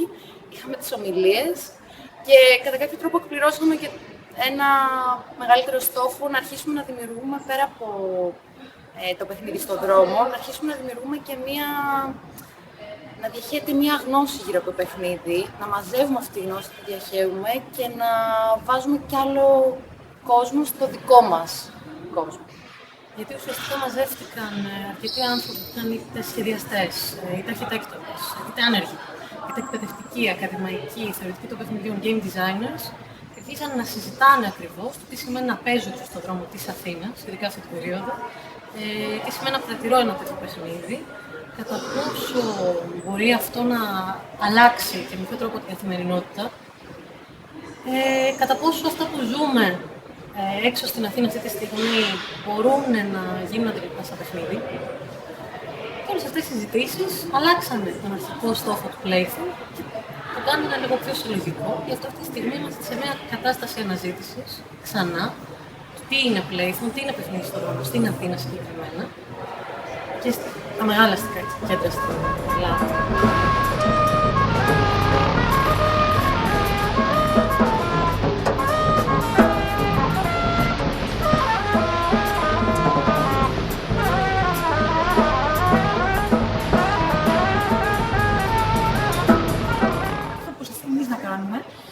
Τουλάχιστον σαν Athens Playthrough Community. Είναι πρώτον φυσικά να φέρουμε το φαν και το παιχνίδι και τη διασκέδαση στην ζωή των ενηλίκων. Δεύτερον, να το χρησιμοποιήσουμε σαν όχημα για να ξαναβγούμε στους δρόμους, γιατί η κρίση αυτό που επέφερε είναι ουσιαστικά μια αποξένωση από το δημόσιο χώρο. Ο δημόσιος χώρος, τουλάχιστον τα τελευταία χρόνια και λόγω αυτής της πολιτικής απαξίωσης, είδαμε ότι υποβιβάστηκε πάρα πολύ. Ξαφνικά έχει ένας χώρος ο οποίος θα το χρησιμοποιούμε μόνο απλά για λόγους μεταφοράς, δηλαδή δεν πάψαμε να βρίσκουμε ένα κομμάτι του εαυτού μας αυτό. Αυτό που θέλαμε να κάνουμε είναι α, να δημιουργήσουμε μνήμες του παρελθόντος, όπως και ήμασταν παιδιά και παίζαμε τον δρόμο που θεωρούσαν δικό μας, και ουσιαστικά επενδύαμε συναισθήματα, σκέψεις, εμπειρίες αυτό. Έτσι και τώρα μπορούμε πάλι, σαν ενήλικες πια, να ξαναχρησιμοποιήσουμε τον δρόμο. Ουσιαστικά είναι ένας τρόπος επανοικιοποίησης του δημόσιου χώρου. Οπότε αυτό είναι από μόνο του ένα κοινωνικό μήνυμα το οποίο το παιχνίδι μπορεί να μας έδωσε και μας προσέφερε. Το δεύτερο είναι ότι το παιχνίδι μπορεί να λειτουργήσει σαν μέσο και σαν όχημα για να μπορέσουμε να προβάλλουμε πολιτικές πεποιθήσεις, κοινωνικά μηνύματα, δηλαδή μας δίνει τη δυνατότητα.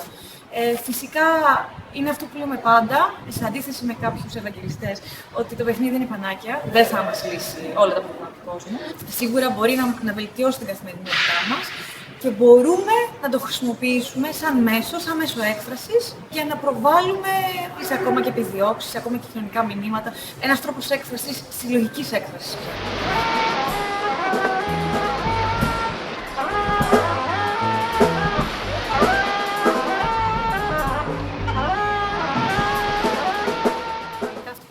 Είναι αυτό που μας διασκεδάζει και αυτό που μας δίνει και γνώση και εμπειρία αλλά και σχέσεις είναι το συν. Δηλαδή το ότι ερχόμαστε και προσπαθούμε να σχεδιάσουμε παρέα. Αυτή η συνεργασία, αυτό το μαζί, πιστεύω ότι και σε προσωπικό επίπεδο όλοι αυτοί που μπήκαν στο playthrough προσπαθώντας να προωθήσουν κάτι ατομικό ή να μάθουν κάτι, βγήκαν εντελώς από αυτή τη λογική και μπήκαν στο παιδιά, ελάτε να κάνουμε μαζί. Οπότε προπαγανδίζουμε με χάρη, όπως λένε συχνά κάποιες φορές, που καθένας φέρει το δικό του. Κάτι το οποίο μας κάνει και να συνεργαζόμαστε με το εξωτερικό, να συνεργαζόμαστε με πολλά πανεπιστήμια στην Ελλάδα ήδη, με φοιτητές, με επαγγελματίες και να προσπαθούμε όσο το δυνατόν περισσότερο γίνεται να κρατήσουμε το Plaython αγνό. Δηλαδή μακριά από μεγάλες εταιρείες, πολιτικές σκοπιμότητες, κρατικές σκοπιμότητες. Το Plaython είμαστε εμείς, δεν είναι ακόμη ένας φορέας. Αυτό τουλάχιστον προσπαθούμε να κρατήσουμε. Δηλαδή, μέσα από τους μηχανισμούς του παιχνιδιού εμφανίζονται και αναδύονται κάποια μηνύματα που έχουν πολιτικό περιεχόμενο. Από εκεί και πέρα, τι κάνουμε, προσεγγίσουμε τους παίκτες. Πώς τα εκλάβατε αυτά, ποιες είναι οι δικές σας εμπειρίες και πεποιθήσεις πάνω σε αυτά, πώς θα μπορούσε να είναι διαφορετικά. Οπότε αρχίζει ένα είδος και άτυπης έρευνας, αλλά κυρίως και μια προσέγγιση του κόσμου που συμμετείχε πια, είτε συμμετείχε σαν παίκτες είτε bystanders. Δηλαδή, απλά παρακολουθούσαν, γιατί και αυτή είναι μέρος του μαγικού κύκλου τέλος πάντων του παιχνιδιού. Οπότε όλα αυτά είναι ένα βήμα. Αρχίζουμε να συζητάμε για κάποια θέματα με αφετηρία του παιχνιδιού. Την εμπειρία που έχουμε και τη γνώση που βγαίνει από όλο αυτό θέλουμε να μπορούμε να τη χρησιμοποιήσουμε ξανά, αλλά κυρίως να τη μοιραστούμε. Γιατί το Athens Plaython τελικά καταλάβαμε ότι είναι αυτό. Είναι μια ανοιχτή πλατφόρμα η οποία θέλει να φέρει και τον παίκτη, αλλά θέλει πάρα πολύ να τον κάνει και λίγο σχεδιαστή. Εμείς είμαστε παροδικοί. Πηγαίνουμε, στείνουμε ό,τι είναι να στήσουμε και φεύγουμε. Αυτό που μένει είναι η ανάμνηση, η εμπειρία. Δεν αφήνουμε κάτι στο φόρο έτσι ώστε ουσιαστικά και πραγματικά να γίνει disruptive με έναν τρόπο που οι πολίτες, οι κάτοικοι, οι υπερήικοι να αντιμετωπίσουν μια δυσφορία.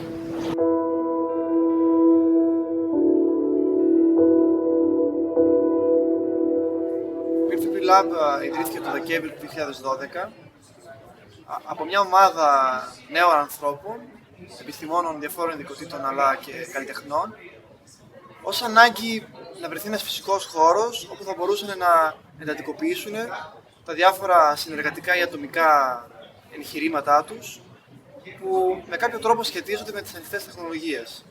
Αλλά όχι μόνο στις τεχνολογίες, αλλά και στον τρόπο με τον οποίο αναπτύσσονται αυτές οι τεχνολογίες. Επομένως, στο εργαστήριο μπορεί κανείς να βρει οικονομολόγους, μηχανικούς, προγραμματιστές, καλλιτέχνες, οι οποίοι προσπαθούν να δουν τι μπορούν να κάνουν με αυτές τις τεχνολογίες, αλλά και το τι μπορούμε να μάθουμε σαν κοινωνία από τον τρόπο με τον οποίο έχουν παραχθεί αυτές. Αυτός είναι και ο στόχος. Πράγματα τα οποία συμβαίνουν στο εργαστήριο για να λύσουν ανάγκες τοπικές που προκύπτουν στα Γιάννενα ή στο μυαλό μας μέσα. Τις δημοσιοποιούμε, τις καταγράφουμε, τις κάνουμε ακαδημικές δημοσιεύσεις και θέλουμε λοιπόν να αναπαρθούν κοινωνικά. Μια τέτοια περίπτωση ήταν ένα project που κάναμε στα Γιάννενα, σκεπτόμενοι το πώς μπορεί η τριζιάς εκτύπωση χαμηλού κόστους, πώς μπορεί όμως να αποτελέσει ένα εργαλείο μάθησης και ακόμη και ένα εργαλείο επικοινωνίας. Πώς μπορεί λοιπόν αυτή η μορφή, αυτή η τεχνολογία να επανακαθορίσει την εκπαίδευση, η οποία τόσο πολύ υποφέρει στην Ελλάδα και πόσο μάλλον τώρα τελευταία από το πολύ χαμηλό κρατικό προπολογισμό. Βρήκαμε 2 σχολεία λοιπόν, μπήκαμε στις τάξεις και είπαμε στα παιδιά ότι τους εξηγήσαμε μάλλον πώς είναι δυνατόν μια τέτοια προηγμένη τεχνολογία να έχει πέσει τόσο πολύ το κόστος της, γιατί ακριβώς έγινε προϊόν κοινωνικού πειραματισμού.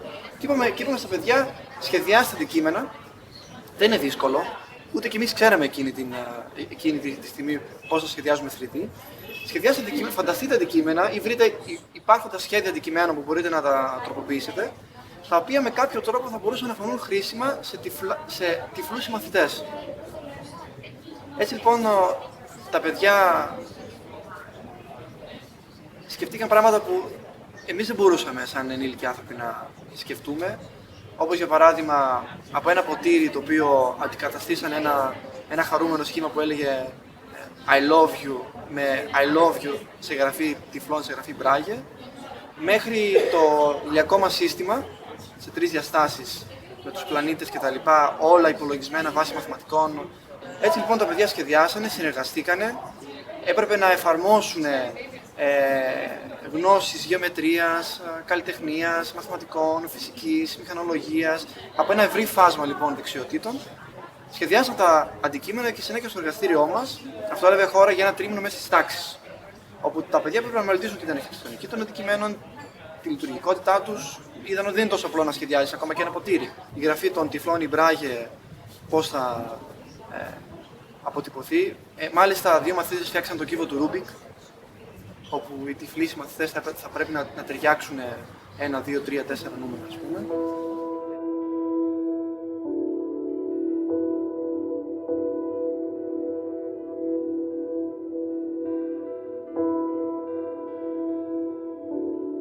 Και συνέχεια στο εργαστήριο, όπως είπα πιο πριν, ήρθαν οι μαθητές και με τη βοήθειά μας εκτυπώσαμε τα αντικείμενα. Και θεωρώ πως μέσα από αυτό το εκπαιδευτικό πείραμα, μέσα από την πράξη, οι μαθητές που έχουν γαλουχηθεί μέχρι στιγμής, μιλάμε για μαθητές λυκείου, που έχουν γαλουχηθεί μέχρι στιγμής σε ένα πλαίσιο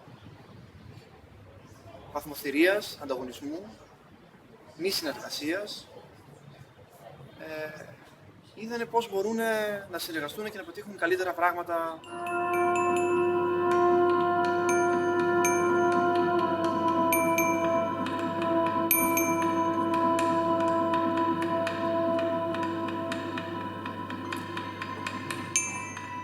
Το 99% των περιπτώσεων που χτυπήσαμε πόρτες εντός της Ελλάδας, εντός του ελληνικού ακαδημαϊκού χώρου, οι πόρτες ήταν κλειστές. Έτσι λοιπόν, φτάσαμε να χτυπήσουμε και την πόρτα του Τεχνολογικού Πανεπιστήμιου του Τάλιν και όμως εκεί οι άνθρωποι μας ανοίξανε. Αυτή τη στιγμή, εγώ δουλεύω ως ερευνητής εκεί πέρα, μέσα σε άλλα. Έχουμε άλλους 2 συνεργάτες από το Lab, όπου κάνουν τις μεταπτυχιακές διδακτορικές σπουδές εκεί πέρα. Η έρευνά μας υποστηρίζεται από αυτούς και βέβαια εμείς ως αντάλλαγμα πρέπει να τρέχουμε cases, γιατί δεν θέλουμε να παράγουμε βέβαια και θεωρητική γνώση, είναι πάρα πολύ χρήσιμη η θεωρητική γνώση, αλλά θέλουμε να συνδυάζουμε την πράξη με τη θεωρία και έτσι λοιπόν πληρωνόμαστε από αυτούς, για να το πω ομά, για να παράγουμε ακαδημαϊκές δημοσιεύσεις. Πάλι δηλαδή η προσπάθειά μας στηρίζεται και εξαρτάται από το κυρίαρχο σύστημα. Δεν είναι ομότιμη παραγωγή, δεν έχει ομότιμη παραγωγή για την ώρα. Λέμε πολλές φορές ότι είναι μια τρίτη μορφή παραγωγής. Κατ' ουσία δεν είναι όμως. Είναι ένα πρωτομode παραγωγής και όχι ένα αυτόνομο πράγμα. Είμαστε ανοιχτοί σε άλλες συνεργασίες, δεν λέμε ποτέ όχι. Για την ώρα παράγουμε δημοσιεύσεις. Δεν ξέρω αν αυτό το πράγμα έχει κάποιο κοινωνικό αντίκτυπο. Και το σημαντικό όμως, και γι' αυτό είπα προηγουμένως, ότι είμαστε περήφανοι για το project με τα σχολεία, γιατί βλέπαμε τον αντίκτυπο άμεσα. Το βλέπουμε στα πρόσωπα των παιδιών, ούτε σε citations, ούτε σε συνέδρια και δεν ξέρω κι εγώ τι άλλο το οποίο πρέπει να κάνεις για να σε απορροφήσει το σύστημα.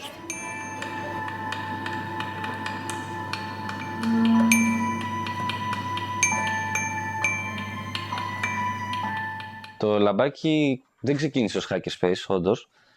Ήταν μια ομάδα ατόμων μέσα στο πανεπιστήμιο, φοιτητών δηλαδή, οι οποίοι είχαν μια ανάγκη να μαζευτούν για να συζητήσουν για το Linux. Ήθελαν να φτιάξουν το Linux User Group του Ηρακλείου. Σε ένα κάλεσμα τέτοιο, έτυχε να βρεθούν και κάποια άτομα τα οποία γνωρίζαν για Hackerspace. Και η πρόταση ήταν, αντί να φτιάξουμε ένα Linux User Group, ήταν να φτιάξουμε κάτι μεγαλύτερο. Γιατί λέω μεγαλύτερο? Γιατί πιστεύω ότι ένα Hackerspace σίγουρα έχει και την έννοια του... Βασικά, είναι φιλικό προς το Linux, σίγουρα είναι φιλικό προς το ανοιχτό λογισμικό, κατ' επέκταση προς το Linux, αλλά δεν σταματάει εκεί. Οπότε σίγουρα θα μπορούσε να κρατήσει αυτή την ιδέα και να προχωρήσει σε κάτι μεγαλύτερο. Οπότε κάπως έτσι ξεκίνησε, να φτιάξουμε δηλαδή κάτι το οποίο να μπορεί να διαδώσει και άλλες ιδέες γύρω από το ανοιχτό λογισμικό ή γενικότερα στον πειραματισμό. Και έτσι ξεκίνησε το λαμπάκι. Εμείς, σαν φοιτητές που ήμασταν κοντύτεροι στο πανεπιστήμιο και ζητήσαμε βοήθεια για αυτό το εγχείρημα από ανθρώπους μέσα στο πανεπιστήμιο. Δηλαδή από θεσμικά όργανα του πανεπιστημίου. Και μας δώσανε χώρο και πρόσβαση στο ίντερνετ. Βασικά αυτά ήταν η αρχή μας. Εκεί έγιναν οι πρώτες συνελεύσεις, προσπαθούσαμε να βρούμε το χαρακτήρα μας, να δούμε τι θέλουμε να κάνουμε, αν θα είμαστε μια ομάδα στο πανεπιστήμιο, αν θα είμαστε κάτι μεγαλύτερο, αν δεν θέλουμε να είμαστε μέσα στο πανεπιστήμιο, δηλαδή τέθηκαν όλα αυτά τα ζητήματα. Τι ακριβώς θα θέλαμε να έχουμε εμείς σαν Hackerspace, γιατί το καθένα έχει το δικό του χαρακτήρα. Τελικά καταλήξαμε σε ένα μοντέλο που έχουμε μια ανοιχτή συνέλευση. Όποιος θέλει έρχεται, δεν χρειάζεται να είναι τακτικό μέλος ή δεν υπάρχει αυτή η έννοια. Δεν υπάρχει η έννοια βασικά του μέλους και κάποιου ανθρώπου ο οποίος έρχεται αυτή τη στιγμή μέσα και ξαναφεύγει αύριο και δεν τον ξαναβλέπουμε. Αν θέλει, μπορεί να έρθει στην τακτική συνέλευση, να συζητήσει, να πει τις ιδέες του και να το συνδιαμορφώσουμε, δηλαδή το χαρακτήρα του. Προσπαθούμε από εκεί και πέρα να βρίσκουμε πρακτικές λύσεις σε αυτά που κάνουμε. Και αυτή τη γνώση την οποία μαζεύουμε ή την αυγατίζουμε, να το πω έτσι, καθημερινά, να μπορούμε να την δίνουμε προς τα έξω από το πανεπιστήμιο. Το πανεπιστήμιο γενικότερα δεν έχει ανάγκη τόσο, ας πούμε, από τη γνώση αυτή, αλλά οι άνθρωποι που είναι μέσα στο πανεπιστήμιο πιστεύω ότι έχουν ανάγκη τη γνώση που έχουν να παίξουν με αυτή πρακτικά. Οπότε γι' αυτό βρίσκεις ανθρώπους του πανεπιστημίου εδώ μέσα να παίζουν, αλλά βρίσκεις ανθρώπους εκτός του πανεπιστημίου να ζητάνε αυτή τη γνώση να τη χρησιμοποιήσουν καθημερινά. Αυτό το πράγμα προσπαθούμε να το συνδυάσουμε, συμμετάσχοντας σε πολλά event, τα οποία δεν έχουν συνήθως σχέση με τεχνολογικές εξελίξεις, όπως είναι το ΕΝΙΚΟ. Προσπαθούμε να τα συνδυάσουμε, να βρούμε άλλους ανθρώπους οι οποίοι θα μας πούνε προβλήματα καθημερινά και εμείς με τη δικιά μας γνώση να το δέσουμε και αντίστοιχα να βρούμε μια συνεργασία και να συνεχίσουμε.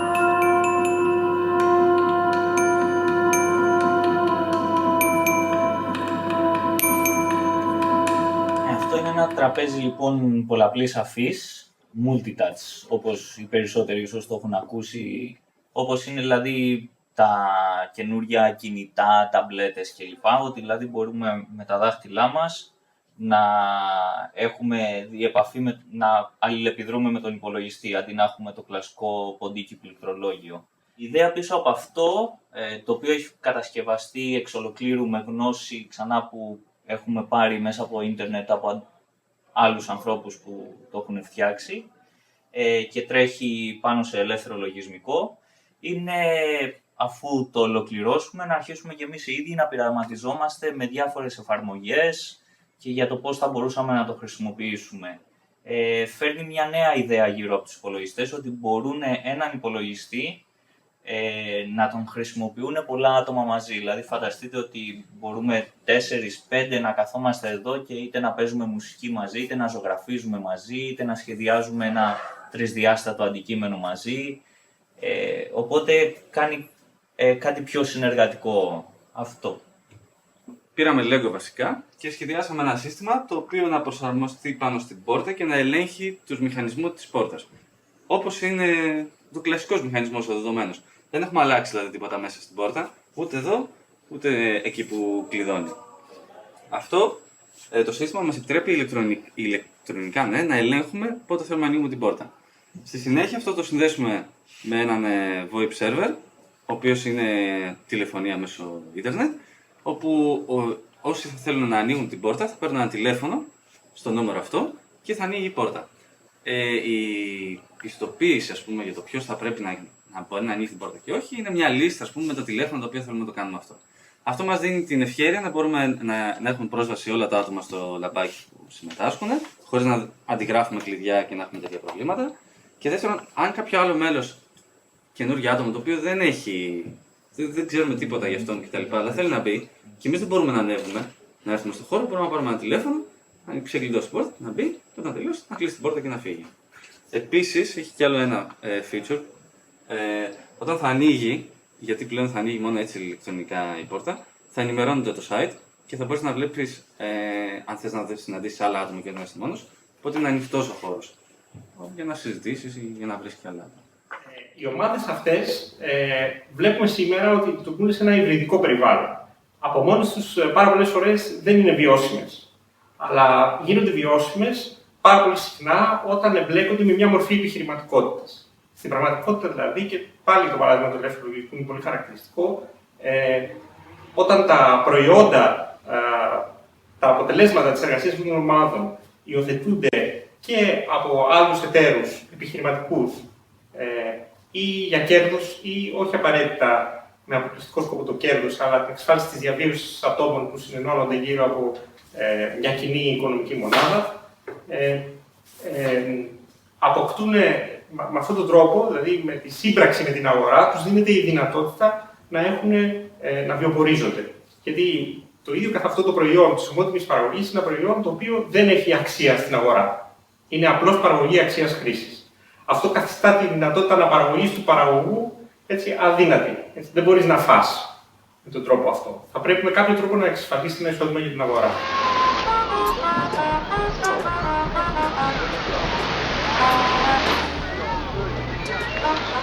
Το ασύρματο Μητροπολιτικό Δίκτυο Αθηνών άρχισε πίσω στο 2002 Και ο ουσιαστικός λόγος που ξεκίνησε ήταν το ότι υπήρχε έλλειψη broadband. Οι συνδέσεις ήταν διάσπαρτες όλες στην Αθήνα. Το σχέδιο ανάπτυξης ήταν όπως βόλευε τους παρόχους εκείνο τον καιρό.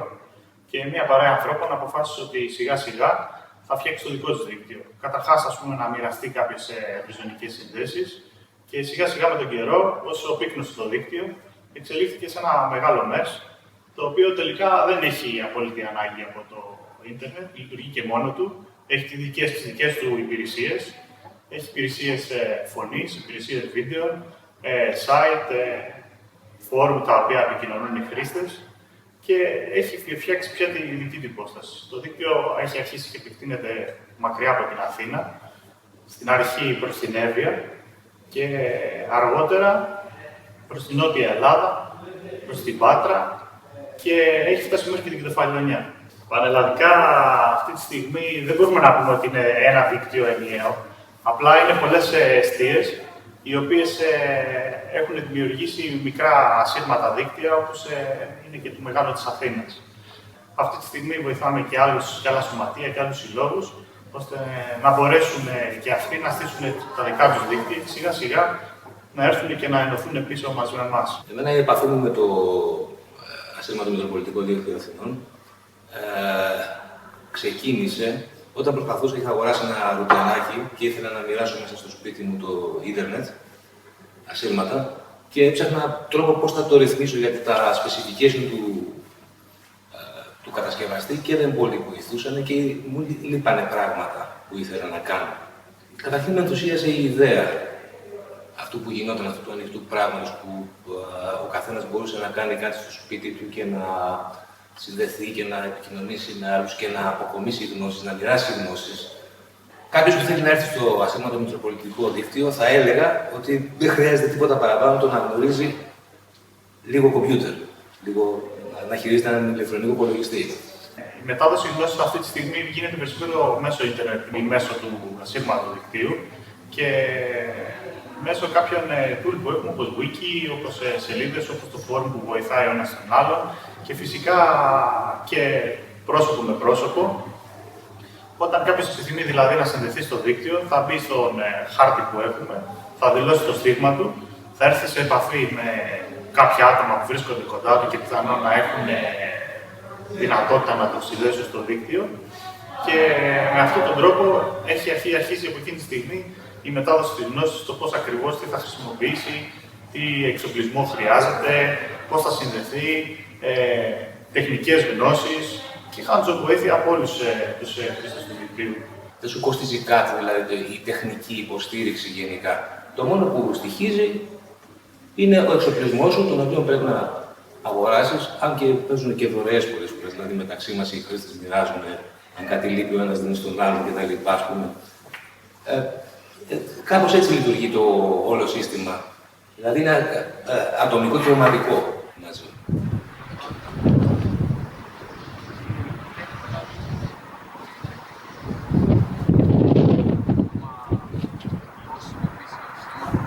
Εκτός από την τεχνολογική μεριά αυτής της κοινότητας, δημιουργούνται και φυσικές σχέσεις ανθρώπων. Υπάρχουν σε πάρα πολλές περιοχές της Αθήνας, αλλά και όλης της Ελλάδος που υπάρχουν αντίστοιχες κοινότητες, γίνονται σχεδόν εβδομαδιαία συγκεντρώσεις, που δεν είναι απαραίτητα να είναι συγκεντρώσεις γιατί θα γίνει κάποιο συνέδριο ή θα γίνει κάποιο workshop κτλ. Ακόμα και σε μια καφετέρια μαζεύονται, ας πούμε, κάθε Σάββατο ή κάθε Κυριακή κάποια άτομα, κάποια μέλη αυτού του δικτύου που έχουν γνωριστεί, έχουν γίνει φίλοι, έχουν αναπτύξει σχέσεις. Αυτό είναι που δημιουργεί τον κοινωνικό χαρακτήρα ενός τέτοιου δικτύου. Γενικώς έχει αποδειχθεί ότι αυτό το μη κεντρικοποιημένο σύστημα μετάδοσης γνώσης έχει δουλέψει για πολλά χρόνια και ότι ναι μεν λόγω της κρίσης ή λόγω άλλων συνθηκών μπορεί να έχουν αποχωρήσει κόμβοι και μέλη, αλλά έχουν δημιουργηθεί καινούργοι και έχουν έρθει καινούργια άτομα. Είμαστε τελείως αποκεντρωμένοι και δεν υπάρχει μια κεντρική αρχή. Δηλαδή πρέπει όλοι να έχουμε το minimum της συνεργασίας για να δουλέψει και να μην δημιουργούμε προβλήματα ένας στον άλλον. αλλά δεν υπάρχει κάποιος που να λέει αυτό είναι, αυτό θα κάνετε όλοι. Δεν υπάρχει Google στο διαδίκτυο το δικό μας που θα πει εγώ θα έχω και η κίνησή μου θα έχει προτεραιότητα. Δεν υπάρχει το Facebook. Αυτό το σαράκι που τρώει τον καθένα να πάει στο Facebook να δει τι έχουν γράψει οι φίλοι του, να δει τις φωτογραφίες και εμείς το είχαμε πολύ πιο πριν. Είχαμε άλλες μορφές, βέβαια δεν ήταν τεχνολογικά, δεν ήταν το ίδιο. Χρησιμοποιούσαμε τα φόρουμ, υπήρχε επαφή καθημερινή. Θα πάει κάποιος να δει, να διαβάσει τι του έχει απαντήσει κάποιος σε ένα τεχνικό θέμα, ποιο event είναι το επόμενο, πού έχουν συναντηθεί, το κουτσομπολιό της κοινότητας. Γενικώς είναι ένα κοινωνικό δίκτυο πολύ παλιό.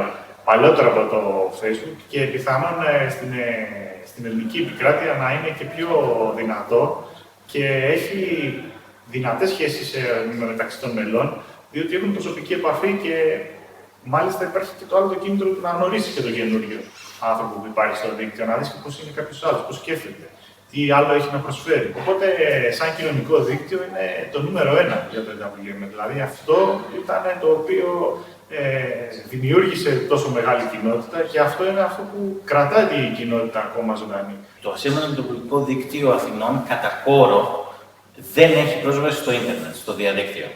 Είναι όμως φτιαγμένο με τις ίδιες τεχνολογίες που τρέχει το διαδίκτυο, με τη διαφορά ότι έχει πολύ τεράστιες ταχύτητες σε σχέση με το τι μπορεί να σου δώσει κάποιος πάροχος σήμερα στην Ελλάδα. Βέβαια, υπάρχουν κόμβοι που μοιράζουν ίντερνετ σε μέλη του δικτύου. Ένας από τους πιο σημαντικούς λόγους που κάποιος ξεκινάει για να συνδεθεί είναι και για να πειραματιστεί.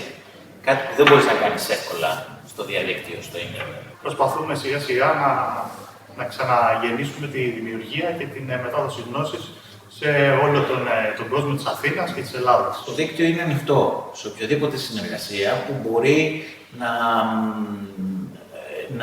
να είναι αμφίδρομη. Δηλαδή και να δώσει και κάτι να πάρει. Είναι τελείως δημοκρατικό και θύμα το δίκτυο πάνω σε αυτό. Δεν υπάρχει κάποιος που θα πει θα κάνουμε αυτό, θα κάνουμε το άλλο. Το δίκτυο είναι εκεί, ανοιχτό για να το χρησιμοποιήσει οποιοδήποτε. Από τον πρώτο στον τελευταίο.